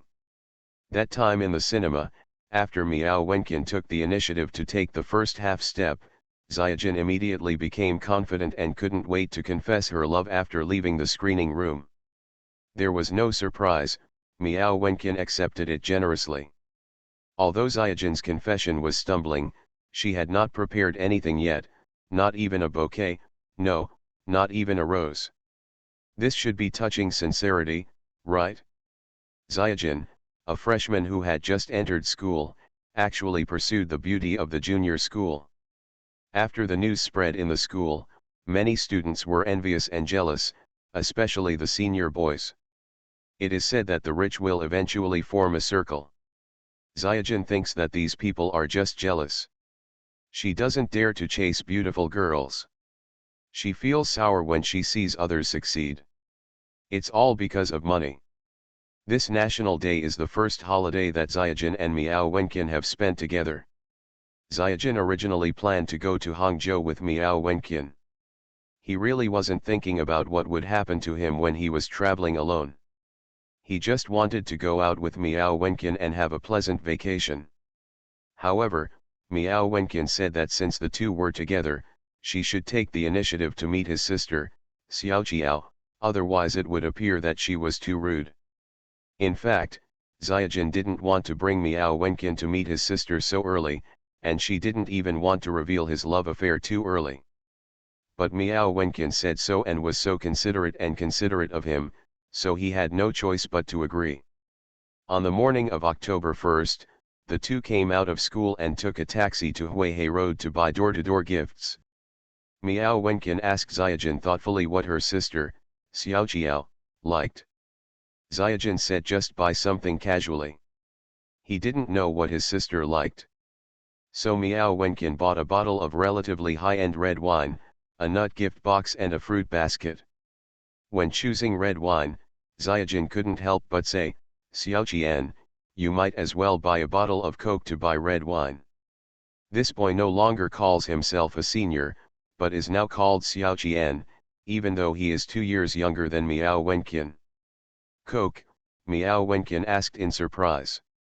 You don't need to waste money, my sister. Xiaojin stopped mid-sentence, paused before continuing, my sister likes to drink Coke. What he actually wants to say is that my sister's most indispensable thing is red wine. There is a red wine cabinet in Xiao Qiao's house, which is filled with high-end red wine. Any bottle you take out will be higher quality than the bottle of red wine Miao Wenqian chose. After buying the gifts, Xiaojin took a taxi with Miao Wenqian and headed straight to the Bund. The taxi was stopped by the security guard at the gate of the community, and Xiaojin was let through after showing her access card. Outsiders are prohibited from entering this high-end community. Miao Wenqian looked at the environment of the community through the car window, with envy in her eyes. In this high-end community near the Bund, a house of about 100 square meters costs at least 4 million, and even the down payment costs more than 1 million. If she only relied on herself, she would never be able to afford a house here in her lifetime. When Li Zhe bought this house in 2007, it cost only 18,000 yuan per square meter, but now it has soared to 40,000 to 50,000 square meters. Miao Wenqian is a foreigner, and her family conditions are not very good. In order to pay for her expensive tuition, her family can say that they spent everything they had. I really didn't want to be a warm man when I was reborn. Author, Li Yuanzhe. Chapter 468.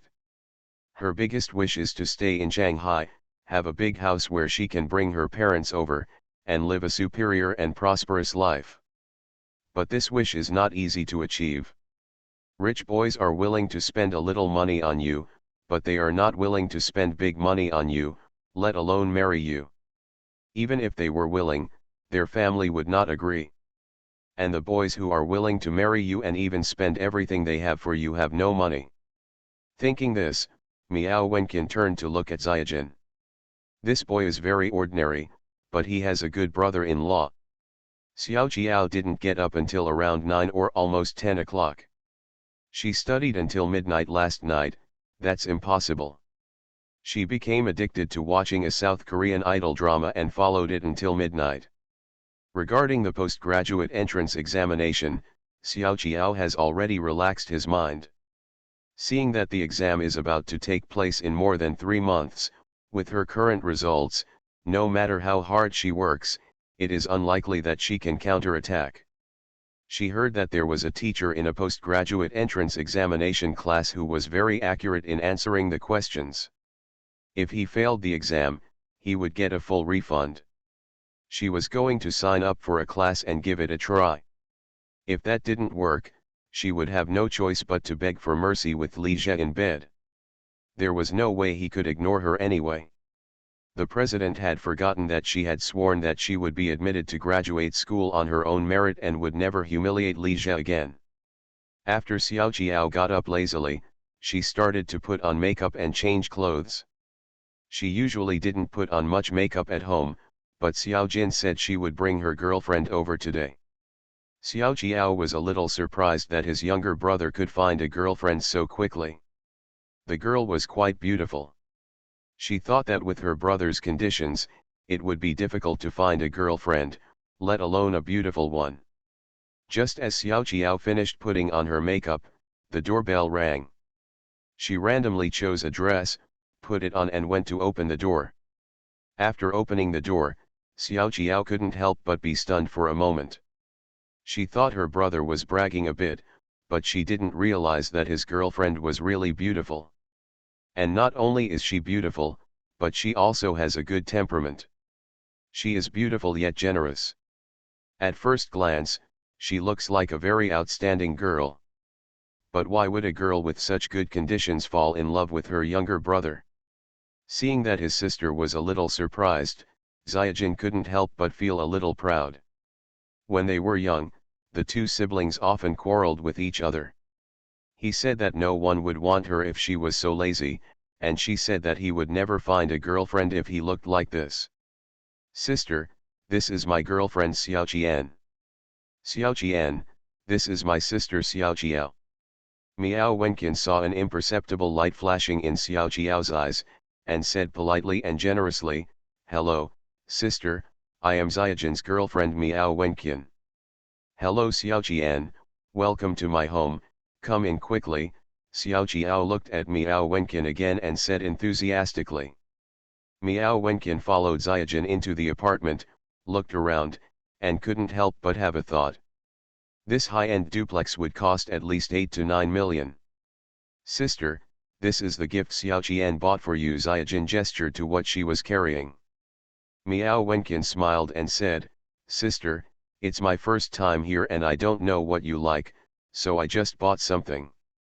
Seeing Miao Wenqian's bright smile, Xiao Jiao subconsciously felt a little disgusted. "Xiao Jian, you are too polite, sit down quickly." After asking Miao Wenqian to sit down, she said to Xiaojin, "Xiaojin, go to the kitchen and wash some fruits for Xiao Jian." After hearing this, Xiaojin turned to Miao Wenqian and said, "Xiao Jian, I'm going to wash the fruits. You can chat with my sister for a while." After saying that, he glanced at Xiao Jiao again, signaling her not to embarrass Miao Wenqian. Damn Xiaojin, he just forgot about her sister as soon as he got a girlfriend. Xiao Jiao looked away from her brother's leaving figure and turned to look at Miao Wenqian. "Xiao Jian, you're not a freshman, are you?" Miao Wenqian smiled and hummed, "Well, I am a junior this year." "Third year? Then why do you fall in love with Xiaojin?" Xiao Jiao chatted with Miao Wenqian for a while, and found that this girl has a mature and stable temperament, and has a high emotional intelligence. She is good at talking, and her conversation is natural and generous. She is so good that it is difficult to find fault with her. But it was difficult for her to have any good impression of him. This girl looks so much like Joe Fox. Although she hides it well, is sensible, generous, gentle and considerate, there is a faint smell of vixen in her body. Especially that smile, he is a vixen. Besides, the purpose of the other party's relationship with her brother is also very questionable. She is a junior girl with such excellent conditions. Why does she fall in love with her brother? Her younger brother has an average appearance, average personality, and average abilities. He really doesn't have any outstanding advantages. Could it be that he is just trying to help the poor? No, her brother is not poor. He has a very rich brother-in-law. Thinking of this, Xiao Qiao suddenly understood. This girl doesn't have a crush on her brother, but on Li Jie. Sister, how was your chat? Xiaojin washed the fruits and came back with a large fruit plate. Very good, Xiao Qiao glanced at Miao Wenqian with a smile, and then said to her younger brother, Xiao Qian is beautiful and outstanding. You have really found a good girlfriend. After hearing this, Xiaojin couldn't help showing a proud smile on his face, but he didn't hear the deep meaning of his sister's words at all. Seeing his brother still smiling proudly, Xiao Qiao became even more angry. Although his brother-in-law also likes vixens, at least he hasn't been dazzled yet. Fortunately, he was tricked around by the vixen.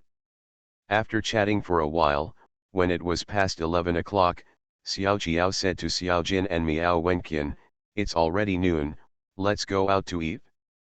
After saying that, she stood up. Miao Wenqian also stood up and said, Sister, why don't we eat out and cook something at home? I'll cook. You can also cook, Xiao Qiao was a little surprised.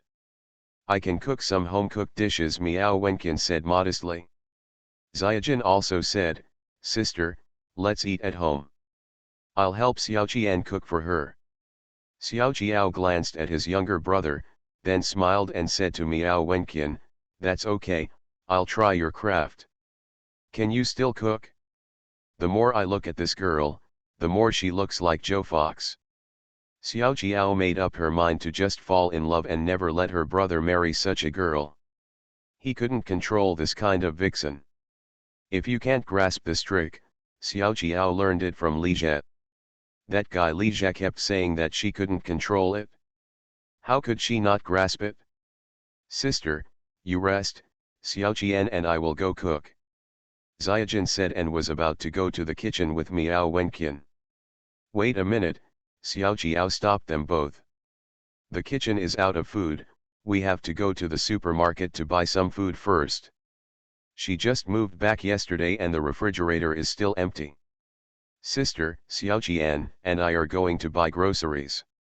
Give me the car keys, Xiaojin said with a smile. You got the book so quickly, Xiao Qiao said unexpectedly. Not yet, but Xiao Qian has a driving license, Xiaojin said and glanced at Miao Wenqian. Then you two drive slowly. Xiao Qiao took the handbag placed aside, took out the key to the Land Rover, and handed it to his brother.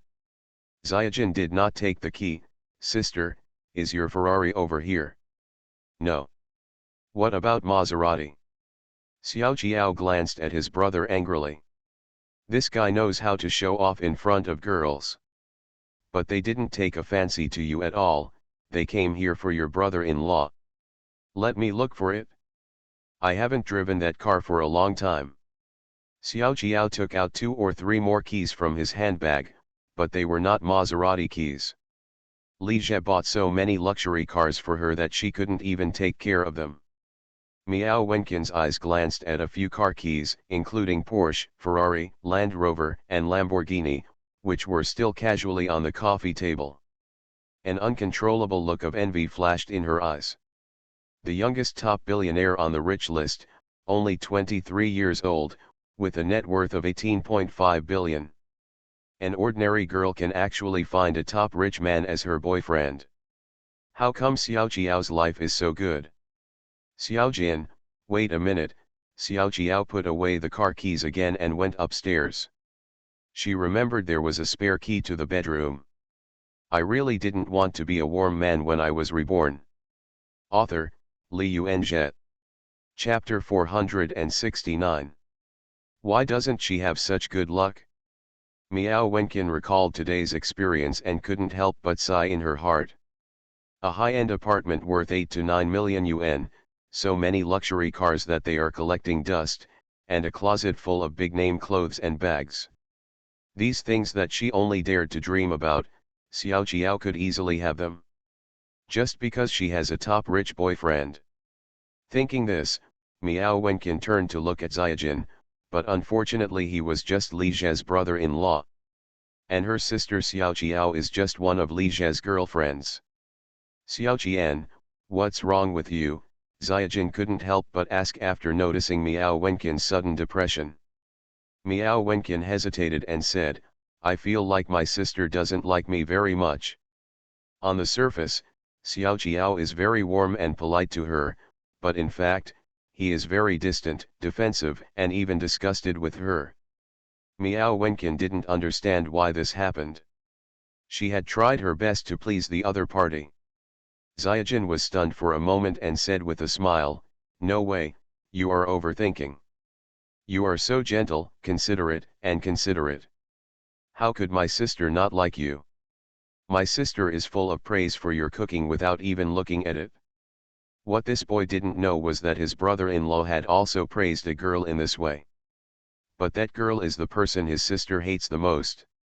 Miao Wenqin looked at Xiaojin and suddenly smiled, you're right, maybe I'm overthinking.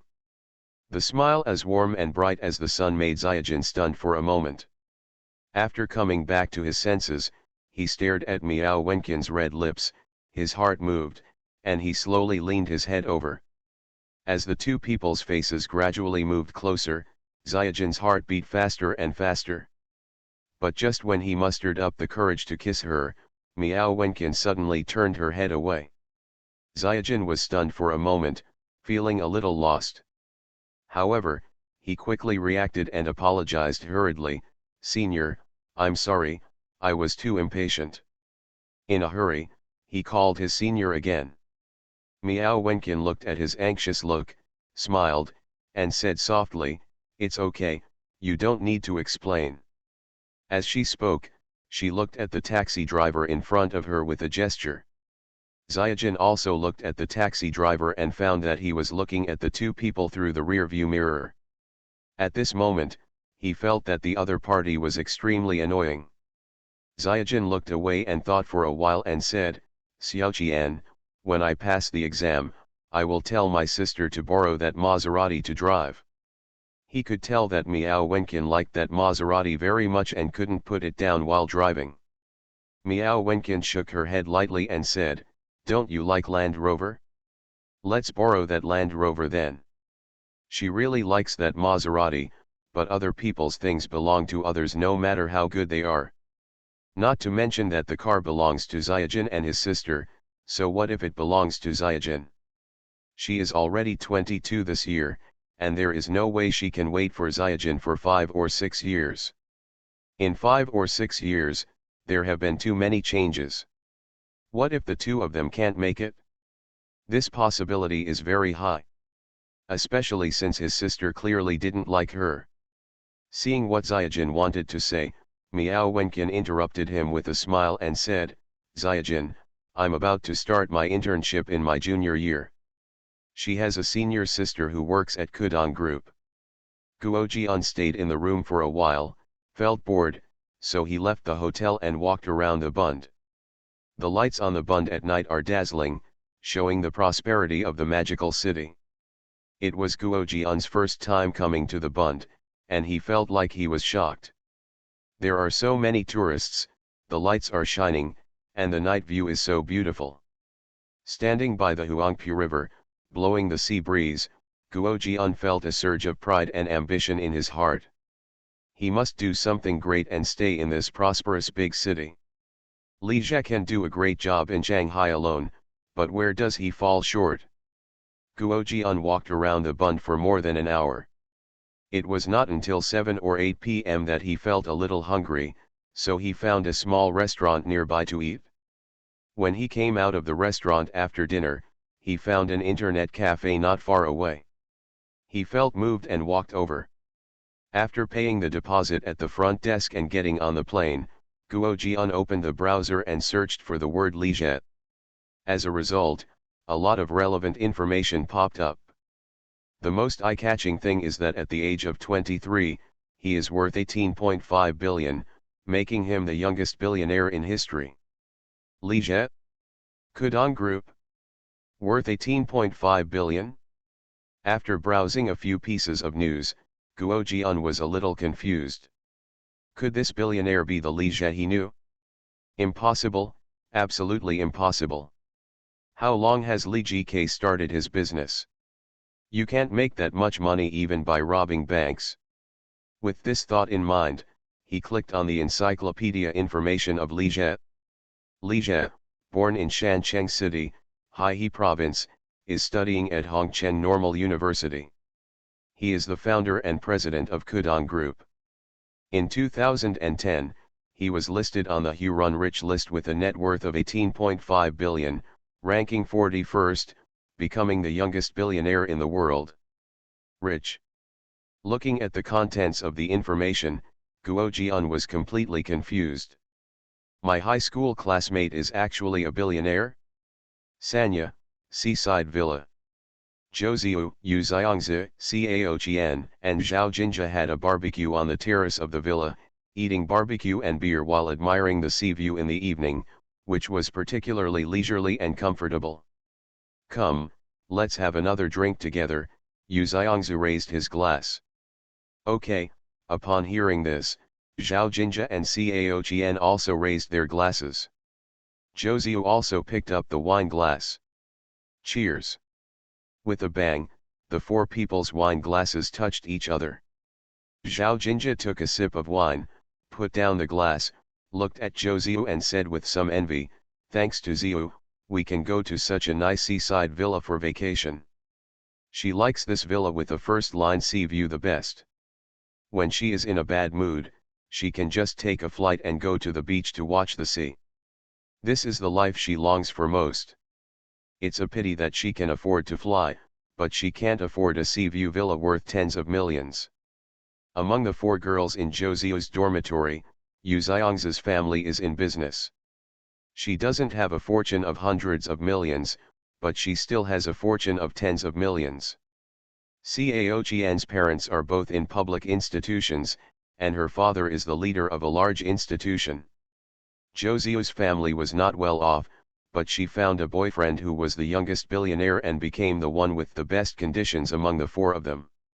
Only Zhao Jinja's family conditions were average and she had no one she could rely on. That's why she wanted to find a rich boyfriend earlier. Zhouziu glanced at Zhao Jinja, smiled and said nothing, then turned to Yu Xiangzi and said, "Xiangzi, are you really planning to be a teacher in the future?" Yu Xiangzi and Cao Qian are both majoring in English teacher training. She is currently interning in a key middle school in Shanghai. "Maybe not, I don't think I'm suitable to be a teacher," Yu Xiangzi thought for a while and said. "Then what are you going to do?" Zhouziu asked again. "I haven't thought too much about it yet. Yu Xiangzi actually wants to be a beauty anchor, and now she is working as a consultant for a fashion outfit website owned by Kudong Group. However, part-time work is okay, but if she becomes a full-time anchor, her family may not agree. In this era, anchoring is still a very despised profession, and it is unlikely that a well-off family would agree to have their daughter become an anchor in such an irregular industry. This is not like everyone in the later generations who wants to live stream and sell goods and become internet celebrities. Anchors and internet celebrities have become the most desirable professions for young people." Zhouziu looked at Yu Xiangzi, pondered for a moment and said, "Xiangzi, have you ever thought about joining Kudong Group?" Yu Xiangzi was stunned for a moment and said, "Join the Kudong Group? You mean to go to Love Dress? Iship is the fashion and outfit website owned by Kudong Group." "No, it's the president's office." President's office? When Yu Xiangzi, Cao Qian, and Zhao Jinjia heard this, their faces showed surprise. An inexplicable light burst out from Zhao Jinjia's eyes. Zhou Ziyu glanced at the three of them, his eyes lingering on Zhao Jinjia's face for a while, and then he said to Yu Xiangzi, after a while, a position will be vacant in the CEO office. If you want to go, I can help you arrange it. Work in the president's office for 1 or 2 years, and then be transferred to at least a deputy department manager. After hearing this, Yu Xiangzi showed obvious excitement on her face. If you want to enter the career field, this is definitely a rare opportunity. As Zhou Ziyu said, if you work in the president's office for 1 or 2 years and then be transferred to a subsidiary as a department manager or deputy manager, you will probably become a senior executive of the group in 5 or 6 years. The prospects of Kudong Group are even brighter, and it is likely to become one of the internet giants in the future. Zhao Jinjia looked at Yu Xiangzi and then at Zhou Ziyu, her eyes full of envy and jealousy, and she wished she could replace Yu Xiangzi. She thought she had a better relationship with Zhou Ziyu in the dormitory, but Zhou Ziyu actually gave Yu Xiangzi such a good opportunity but not her? She needs this opportunity more than Yu Xiangzi. Tsuyu, let me think about it. Yu Xiangzi hesitated and did not agree immediately. This is a rare opportunity, but she has not yet decided whether to pursue this career path. There's no rush, you can think about it slowly, Zhou Ziyu said with a smile. Tsuyu, thank you, Yu Xiangzi said sincerely. Regardless of whether she will go to Kudong Group or not, she must be a big favor to Zhou Ziyu. At this moment, Yu Xiangzi's cell phone suddenly rang. She took it out and took a look at it, then stood up and said, Tsuyu, I'm going to answer the phone. Zhao Jinjia glanced at Yu Xiangzi's leaving figure, gritted her teeth, turned around, and was about to say something to Zhou Ziyu. But Zhou Ziyu spoke first and said, Jinjia, Kudong Video plans to train a group of big anchors, and I will help you fight for it. Zhao Jinjia was blocked in her mouth before she could say anything. Tsuyu, thank you, Yu. After a pause, she said hesitantly, Ziyu, can I also go to the president's office? Zhou Ziyu looked a little surprised. Jinjia, don't you want to be an anchor? It's fine to be a part-time anchor, but you can't do it for a lifetime. Compared to being a big anchor, Zhao Jinjia would rather go to the CEO's office and stay by Li Zhe's side. Zhou Ziyu looked at her, smiled and nodded, okay, if there is a chance, I will help you arrange it. Tsuyu, thank you so much, Zhao Jinjia said with joy. Zhou Ziyu smiled, said nothing, picked up the wine glass and took a sip. In fact, she arranged for Yu Xiangzi to join the CEO's office because she wanted her to succeed Wang Zhaining as Li Zhe's secretary to the president. If you want to deal with Wang Zhaining's mistress, you must first get her away from Li Zhe. As long as Wang Zhaining takes leave to raise her child, she is not prepared to let him return to the CEO's office. The position of personal secretary is too crucial. Being with Li Zhe all the time can easily lead to falling in love with him over time. Wang Zhaining's rise to power so quickly has a lot to do with this position. Not only has she been in love for a long time, she even has a child. Zhou Ziyu had thought about taking on this position himself. Li Zhe now feels guilty about her. As long as she opens her mouth, Li Zhe will never refuse. But the artist management department is also very important, and Zhou Ziyu doesn't want to let go. Besides, being too close may not be a good thing. The two of them always get tired of being together. If it is too familiar, no matter how beautiful it is, it will cause aesthetic fatigue. Only by keeping a proper distance can you maintain a long-term attraction to Li Zhe. Therefore, when it comes to, she behaves passively most of the time, and only occasionally takes the initiative, talking nonsense, ahem.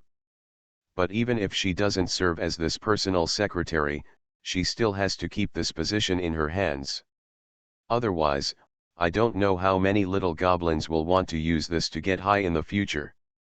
And that guy Li Zhe is a bitch, and he can't stand the little goblin hanging around him. In Zhou Ziyu's heart, the person most suitable to be this personal secretary is Zhao Minjiao. But she is the only big internet celebrity under Kudong Studio with tens of millions of fans, so it is impossible for her to be Li Zhe's personal secretary. Shen Xinyi has over 10 million fans, but she is not a full-time anchor, she just plays for fun. The only remaining candidates are Yu Xiangzi, Cao Qian, and Zhao Jinjia, her 3 roommates. They are all relatively close to her and relatively beautiful. Li Zhe is a naive, unattractive secretary, and he won't want one. After careful consideration, Zhou Ziyu chose Yu Xiangzi. Zhao Jinjia has the best relationship with her, but she obviously has thoughts about Li Zhe, otherwise she wouldn't have been without a boyfriend. She is not Xiao Jiao, willing to share her boyfriend with her best friend. As for Cao Qian, her world-weary appearance is not suitable for the position of personal secretary. Zhou Ziyu heard the term world-weary face from Li Zhe. He said this when he complained about Cao Qian. Li Zhe rarely comments on others behind their backs, let alone girls. Cao Qian is the only one. This also made Zhou Ziyu a little scrupulous. Complaining is also a different kind of attention. What if that guy Li Zhe gets interested and wants to experience something special? Yu Xiangzi is not very beautiful, and she is not as beautiful as Zhao Jinjia without makeup. She relies more on her superb makeup skills. It's impossible for Li Zhe, it's unlikely that he would have any idea for her, right? Yu Xiangzi answered the call for more than 20 minutes. When she came back, her expression was a little off, as if she was worried. Xiangzi, who made the call? Cao Qian asked with concern. Her relationship with Zhou Ziyu and Zhao Jinjia is average, but her relationship with Yu Xiangzi is excellent. Yu Xiangzi smiled, pretending to be relaxed, and said, "It's just the home phone number. Let's chat for a while." The 4 girls continued drinking and chatting. After chatting for a while, Yu Xiangzi glanced at Zhou Ziyu and said, "Ziyu, I've made up my mind. Let's go to the president's office." Zhou Ziyu was stunned for a moment, but quickly came to his senses, smiled and said, "Okay, I'll help you make arrangements as soon as possible." She felt a little uneasy for no reason, and Yu Xiangzi suddenly figured out that it must have a lot to do with the phone call she just answered. This feeling of being out of control is not good. Maybe she should choose Zhao Jinjia. Yu Xiangzi picked up the wine glass and took a sip of beer. She seemed to recall something, and a complicated look flashed in her eyes. "What did you say? Li Zhe is your roommate's boyfriend. Xiangzi, can you help Dad contact Li Zhe? Just have a meal. You don't know, the clothing business has been difficult in the past 2 years, and the factory at home can hardly survive. If we can receive orders from Kudong Group, things will turn around. Xiangzi, you must help Dad." You are listening to Novels at Bless Up channel. Wish you happiness and luck. Please subscribe to receive new novels. How do you feel about this novel? Please like and leave a comment. I really didn't want to be a warm man when I was reborn. Author, Li Yuanzhe. Chapter 470. Tanzhou, Furong District. Lu Kaiyu is sitting in front of the computer, watching MBA Business Administration teaching videos. Compared to Xiao Jiao, who is lying flat, Xiao Zhou, who plays a modern version of gong scheming, and Shen Guiguai, who has a good way of making money and is busy making money, Xiao Yu is dedicated to her career. Not only is she busy with various matters in the company, she also continues to study in her spare time. She learned a lot about accounting, human resources management, administrative management, etc., and worked much harder than the big boss Li Zhe. Li Zhe only focuses 70% on his career and 30% on women. More than 3 points, right? Zhou Ziyu guessed that Li Zhe would not let the harem interfere with politics. Lu Kaiyu is also very smart, so she can't help but notice it. However, She has her own opinion. Li Jie doesn't want them to have too much power in the company, but nothing is absolute and there are always exceptions. He promoted her to deputy director of the president's office, which was an exception. She is only the deputy director in name, but she holds full power. Zhuang Qian could not compare with her in terms of qualifications, status, and trust in Li Jie's heart. She has to make the final decision on all important matters that the president handles. This was also what Li Jie acquiesced to. The power she holds is not comparable to Zhou Ziu's dispensable artist director position.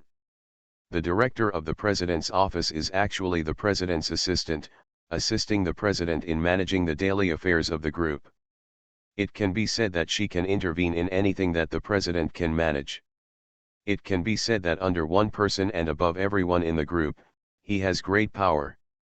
Which girl can be like her and participate in the management of a large group with assets worth tens of billions before graduating from college?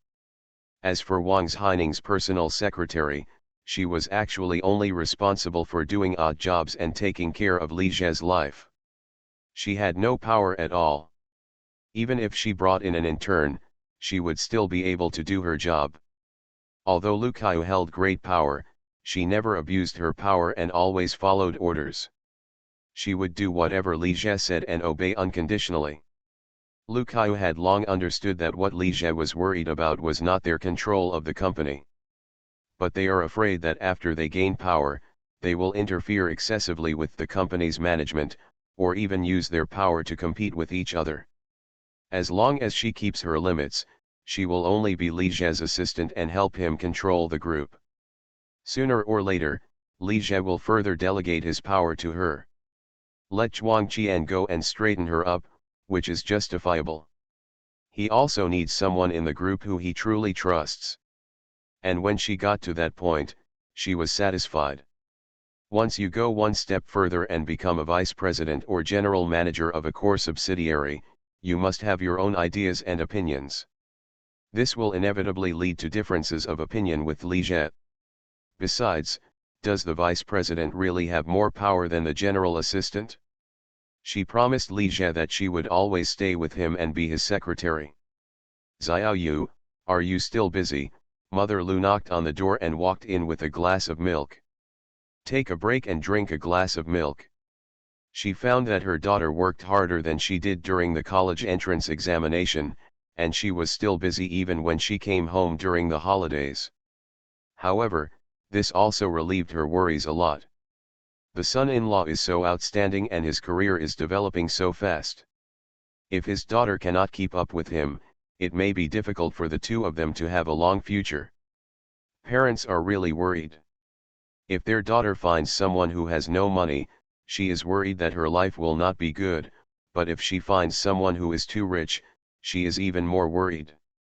Lu Kaiyu paused the video, turned around with a smile. Thank you, Mom. She took the milk and drank it slowly. Mom, what's the matter with you? Lu Kaiyu asked, noticing that Liu's mother was hesitant to speak. Mother Lu looked at her daughter, hesitated and said, I read online news that Xiaoji is worth 18.5 billion. Is this true? Is it a bit exaggerated? She had heard that Li Jie was worth more than 3 billion, which shocked her and found it difficult to accept. But how long has it been? In less than a year, her son-in-law's net worth has increased 5 or 6 times. Isn't this money very profitable? Mother Lu still has too little experience. If she had met 13th aunt, she would understand that for some people, making money is easier than drinking water. Li Jie cheated, but 13th aunt did not cheat. It's not quite accurate. Lu Kaiyu smiled and said. When Liu's mother heard this, she looked relieved. I just said that Xiaoji can't have that much money. It's the media who are reporting blindly. Lu Kaiyu looked at Liu's mother and thought for a while before saying, Mom, Li Jie is worth more than 18.5 billion. More than 18.5 billion, how much is that? 30 to 4 billion. Kudong Group has more than 4 billion in reserve funds on its books, and Li Jie also has more than 10 billion in stocks abroad. Not counting the market value of Kudong Group, its stocks and reserve funds alone are worth 156 billion. In fact, the actual profit of Kudong Group has exceeded that of second-tier internet giants such as Wanji and Shanda, and is catching up with first-tier giants such as Baidu, Penguin, and Ali. This year, the local governments in Shanghai have significantly increased their policy support for Kudong Group.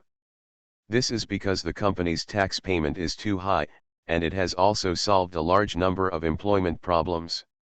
The current total number of employees of Kudong Group has exceeded 2,000. It has also established branches in Beijing and Shenzhen, and its scale is expanding rapidly. If you include the affiliated factories that produce games, animation, and film and television peripherals, the number of employees is tens of thousands. The peripheral products produced by Kudong Group are sold well in Europe, America, South America, and Asia, boosting employment and creating huge amounts of foreign exchange. The Shanghai Stock Exchange also wants to support an internet giant like Penguin. Nowadays, the headquarters of internet giants are either in Shenzhen or Beijing, or in Hangzhou or Yangcheng. There is no local internet giant in Shanghai that can compete with BAT. This is not consistent with Shanghai's status as an international metropolis. Kudong Group is currently the most promising one. This is why Li Jie chose the Shanghai stock market to start his business. If he wants to become a giant, he cannot do without policy support. As the assistant to the president, Lu Kaiyu is also responsible for financial supervision and has the best understanding of the group's situation. She estimated that Li Jie's true worth must be at least 40 billion. 30 or 4 billion. Mother Lu felt a little dizzy and her body couldn't help shaking. "Mom, are you okay?" Lu Kaiyu was startled and quickly stood up to support her mother. If she had known earlier, she wouldn't have joked with her mother. No, she was telling the truth. "It's okay, my blood pressure is just a little high recently." "This is too scary, 30 to 40 billion? Liu's mother also looked at the Huron rich list, and she could be ranked in the top 10 with a net worth of 30 to 40 billion. In other words, her son-in-law is one of the 10 richest people in the country. Thinking of this, she felt even more dizzy. "Mom, how about I go get you some medicine?" Lu Kaiyu said worriedly. As she spoke, she helped Liu's mother to sit down by the bed. "No, I'll just rest for a while." After resting for a while, Mother Liu's mood calmed down a bit, but she still had a very unreal feeling. "Xiaoyu, Xiaojie won't become the richest man, will he?"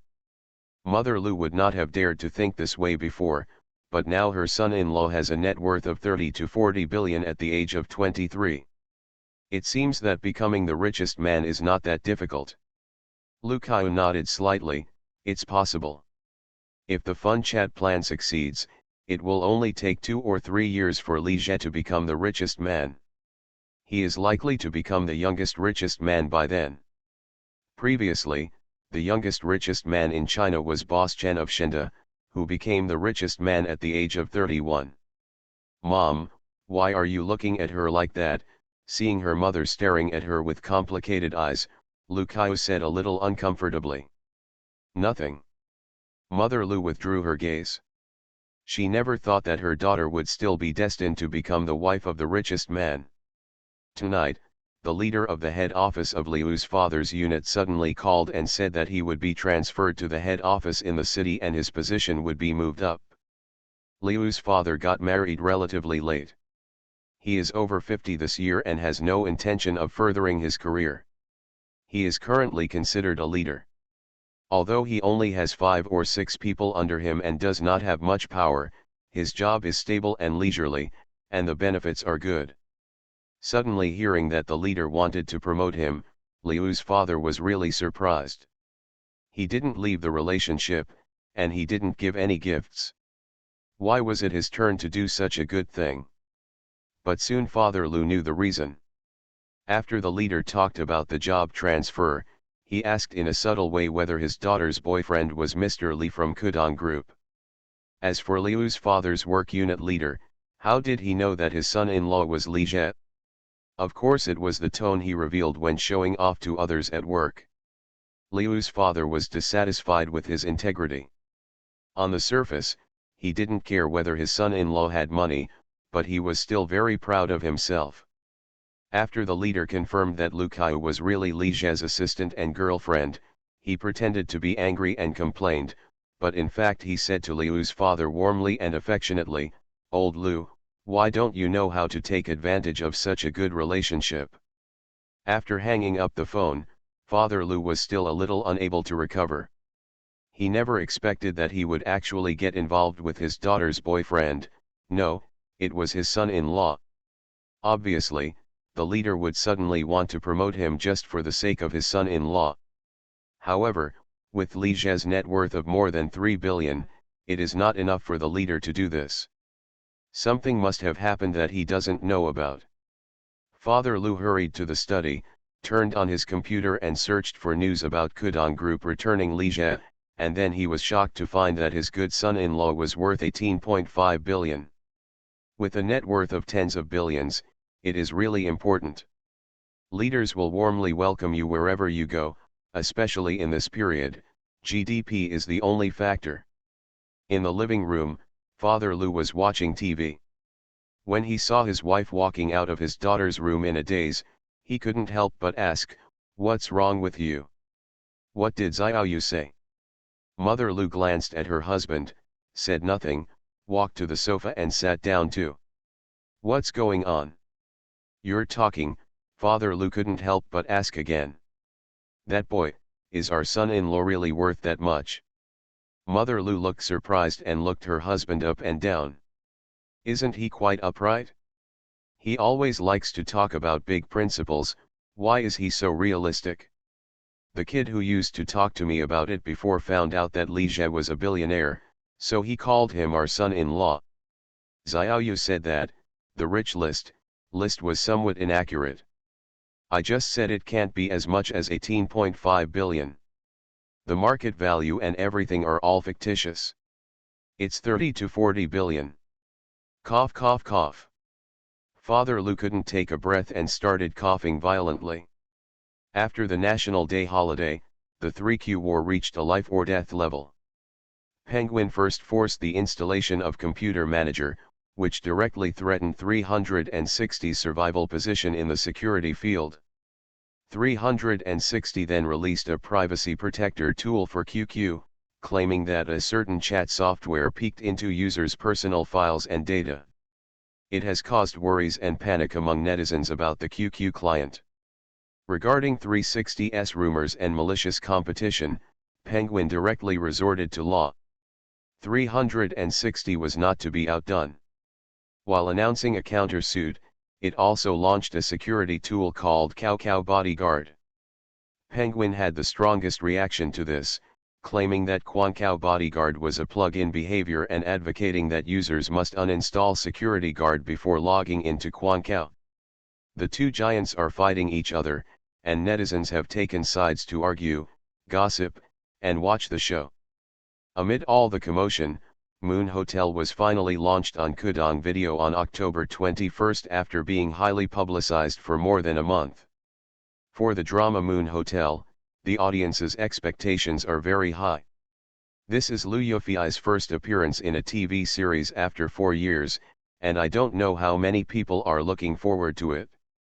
Although the leading actor Chen Xiao is just a newcomer and has received doubts from Liu Yufei's fans, he quickly became popular after the broadcast of Running Man. The first season of Running Man has not even finished airing yet, and the 7 of them, Deng Xiao, Chen He, Chen Xiao, and Luan Xiaolin, have become extremely popular. And because Chen Xiao is the most handsome and responsible for good looks, she has become one of the people who earn the most.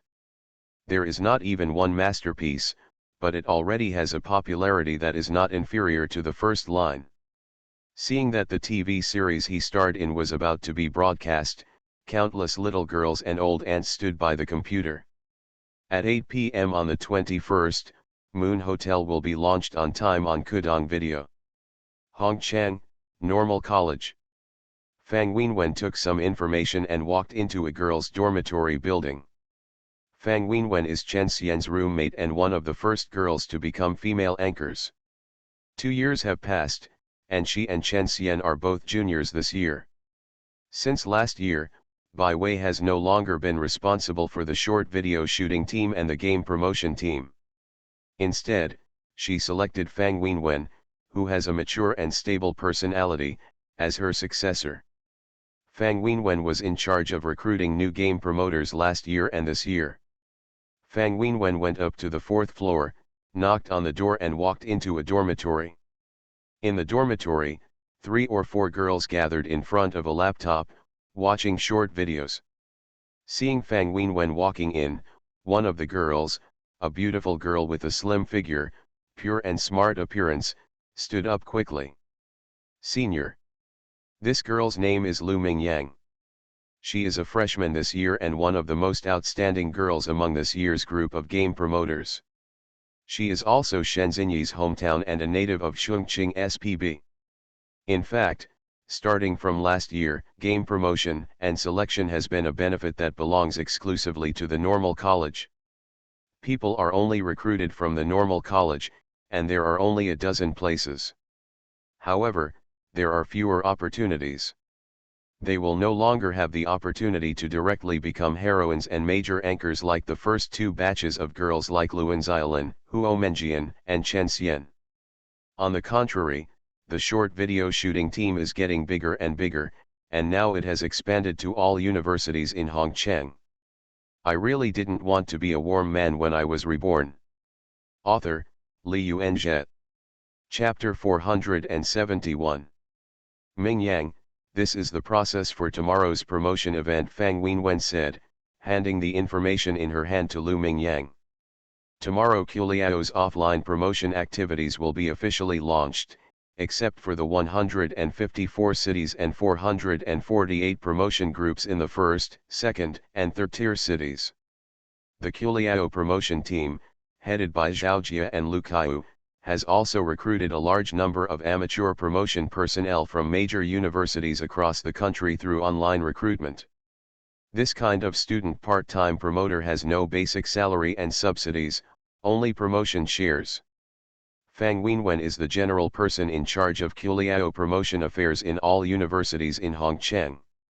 And she gave the promotion tasks of Hongcheng Normal College, as well as the nearby Aviation Vocational College and Police Vocational College to Lu Mingyang and a dozen other game promoters. Among them, Lu Mingyang and 3 other freshmen were promoted at the Normal College, and Lu Mingyang was the person in charge. Fang Wenwen explained to Lu Mingyang in detail about tomorrow's promotion event, and then prepared to leave. A girl tentatively said, "Senior sister, can you tell us about Li Zhe's life?" The other 2 girls in the dormitory also chimed in and said, "Yes, senior sister, can you tell us about Li Zhejiang?" Even Lu Mingyang looked at Fang Wenwen with expectant eyes. Li Zhe has not been to the school much in the past 2 years, especially in the past year, he has not been back even once. As batches of old students graduate and new students enter, his influence in the school gradually decreases. Although his deeds are still circulated in the school, for most students, they only know that there is a particularly powerful student in the school who started a business in his freshman year and is now worth 2 to 3 billion. They don't know much about Li Zhe's specific entrepreneurial experience, nor do they care much about it. Currently, only junior students like Chen Xian and Fang Wenwen are familiar with Li Zhe's experience, and a few of them have had contact with him. The sophomore students knew less about Li Zhe. They only met Li Zhe from a distance at the orientation party when he first entered school. As for this year's batch of freshmen, many of them have never heard of Li Zhe.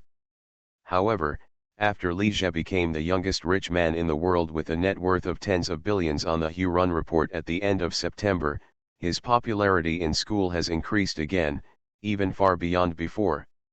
At the age of 23, with a net worth of 18.5 billion, and the youngest richest man in the world, Li Zhe can be said to be the most outstanding figure since the establishment of the Normal University. For ordinary people, they have just graduated from college at the age of 23, but some people are already worth tens of billions. What is more important is not inherited, but earned by themselves. Many wealthy people were shocked, let alone ordinary students. Teachers and students at the normal college are discussing this matter heatedly this month, and they are all proud to have a student and senior like Li Jie. Their school is very ordinary, but it has produced a very extraordinary person. Fang Wenwen looked at Lu Mingyang and the other four girls and said, I don't know much about Li Zhijiang. That's more than we know. We have never even met Li Zhizheng once. Senior, just tell me. Okay then, I'll tell you what I know. Fang Wenwen is relatively familiar with Li Jie's affairs. Chen Xian is a big fan of Li Jie, no, a real fan. She often talks about Li Jie's deeds in the dormitory. However, she didn't talk about Li Jie's gossip and scandals, but all about his entrepreneurial experience. After just 2 or 3 months in college, I earned more than 200,000 yuan a month by writing novels. Then I established a game company. The first game I produced became a hit. Then I led my roommates and classmates to make movies. Lu Mingyang and the other four girls were shocked when they heard this, their eyes full of admiration. Li Jie's entrepreneurial experience has long been rumored to be overly beautified and exaggerated, just like the biographies of successful people. Even the fact that 2 women were competing for a husband and how many boats he had on his feet were beautified into a romantic and passionate one who couldn't let go of his beauty. Once you have money, many people will take the initiative to package and brag for you. Relying on his wealth and power, he played with the man who harassed girls and became a national husband. The profit-seeking capitalist has become the father of the nation. People all understand that having money does not mean that you are reasonable, nor does it mean that you are a good person, but this does not prevent many people from kneeling down. Duntuntang was actually developed by Li Zhiqiang. I really liked playing this game when I was in high school. Is it that profitable to write books online? There is also a boy in our class writing books. How come he can only make more than 1,000 yuan a month? Can it be the same? Didn't you hear my senior sister say that Li Zhizhang is a great writer? After listening to Fang Wenwen's speech, several girls started talking excitedly. Lu Mingyang did not discuss with them, but looked at Fang Wenwen and asked hesitantly, Senior, who is Li Zhizhang's girlfriend? Shen Xinyi is a well-known figure in their local area, especially when the heirs was on the air, news about her was everywhere. Everyone is saying that she found a very powerful boyfriend in college and was promoted to a star by her boyfriend. The high school that Lu Mingyang attended was very close to Shen Xinyi's high school, and he had heard a lot about her. She came to Hongchen Normal University because of his influence. But after she entered school, she discovered that Li Zhe's girlfriend recognized by the school was not Shen Xinyi at all, but a girl named Xiao Qiao who was a senior majoring in tourism management. Li Zhe's classmate, a girl named Lu Kaiu, also spoke loudly. Also, a girl named Zhou Ziu who had transferred to another school also had a huge scandal with Li Zhe. Shen Xinyi is just one of several scandal targets of Li Zhe, and he is still the one who receives the least attention. Fang Wenwen glanced at Lu Mingyang, smiled lightly and said, I don't know that either. She admired Li Zhe's ability, but couldn't stand his playfulness. With such an outstanding senior, it's normal to have a few confidant. I heard that the senior is very kind to his girlfriend and gives her whatever she wants. If I want to have a boyfriend as good as a senior, I can accept it even if he is a little fickle. Why would the seniors fall in love with ordinary girls like us? It would be more like Yang Yang. The other 3 girls in the dormitory were gossiping. Girls are more tolerant of boys who are particularly handsome, rich, and capable. Ordinary boys cheat on each other, so scumbags should die. When a handsome and rich boy cheats on him, it must be the little goblin who deliberately seduces him because he is handsome and rich. A girl looked at the clock on the wall and said in surprise as if she had remembered something, oh, it's 8:05, Moon Hotel is on. After hearing what she said, Lu Mingyang and the others also reacted. I'll watch the show quickly. Some of them like Liu Yufei and some like Chen Xiao, and they are all waiting for Moon Hotel to be released. Fang Wenwen glanced at them and said, "You can watch the show, I'm leaving."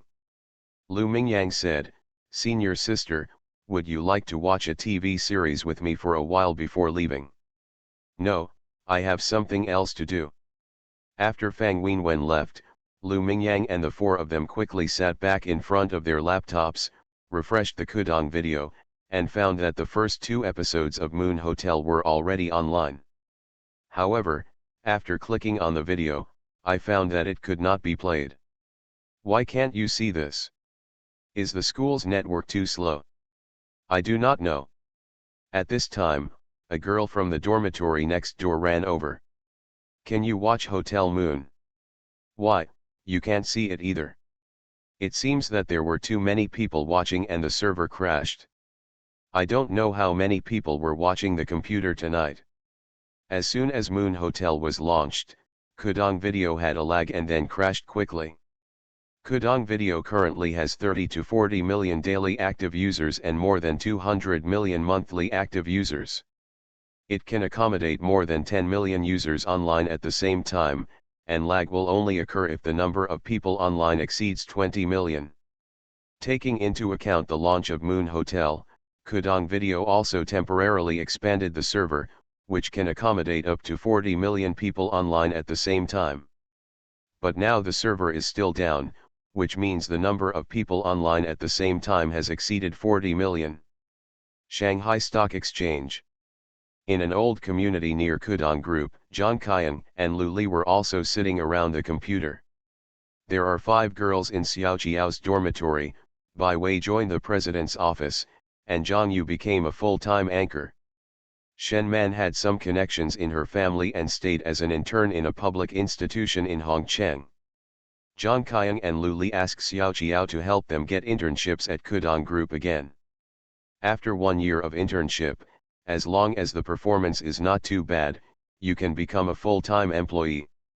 The starting salary is 2,800, and the benefits are generous. After 2 or 3 years of working, you will have the opportunity to be allocated a house. This is the best opportunity for Zhang Kaiyan and Lu Li, who have no connections in the family and have very ordinary academic qualifications. If it weren't for Xiao Jiao's relationship, if the two of them applied directly for internship offers, their chances of being accepted would be extremely slim. Kudong Group takes care of students from Hongcheng Normal University, but it also recruits outstanding students, as well as those with corresponding majors.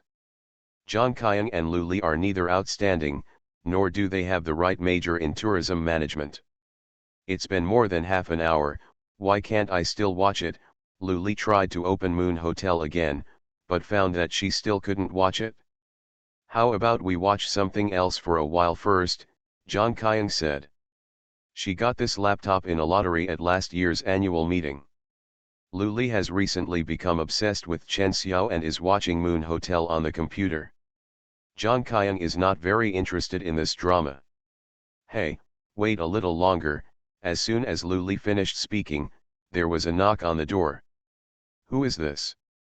"I'll open the door." Zhang Kaiyan got up and went to open the door and found Zhang Yu outside. "Why are you here?" She looked unwelcoming. "I'm here to see you." Zhang Yu didn't care whether Zhang Kaiyan welcomed him or not, and walked in with a smile.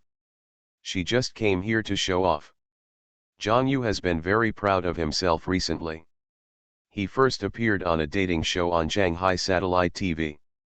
With the character of his close girlfriend, he received a lot of attention, and his fans also increased slightly, exceeding 300,000. Then she begged Xiao Jiao for help and appeared on Cuckoo Entertainment's popular love variety show The Best and the Beautiful. This time she received even more attention. After 2 or 3 episodes of the show, she has almost 700,000 fans on Kudong Video. If you work harder, you will have 1 million fans soon. In today's Kudong Video, 1 million fans is a watershed. If you have more than 1 million fans, you are considered a big internet celebrity. Today Zhang Yu got another good news from her agent. She passed the audition for the online drama unexpectedly. Although it was only a small role, it was the first step in her transformation into an actor. Lu Li in the bedroom suddenly shouted, "Xiaoxian, you can watch." After more than half an hour of emergency expansion, the server finally returned to normal. Zhang Yu followed Zhang Qiang to the bedroom familiarly, pulled up a chair, and sat down in front of the computer. "Are you watching Moon Hotel?"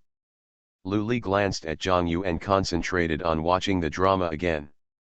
She doesn't dislike Zhang Yu as much as Zhang Qiang, but her relationship with him is relatively average. The setting of the drama Moon Hotel is Goblin plus Pawn Shop No 8. The female protagonist claims that the full moon has superpowers, immortality and is similar to the existence of ghosts and gods. The male protagonist is a normal human being who runs a magical hotel that specializes in serving ghosts. This is also a consistent routine of South Korean dramas. Star U, Goblin, and Moon Hotel are all about immortal non-human beings on one side and ordinary people on the other. There is not much newness to say. But there are no stars and Goblin yet, and not many people have watched the imaginative Pawn Shop number 13. Therefore, in the eyes of the audience, this ghost and micro-thriller theme is very novel and attractive. What's more important is that the domestic drama actually has a ghost, and this alone makes the audience look forward to it. When the plot time came to modern times, Liu Yufei appeared stunningly in a retro dress.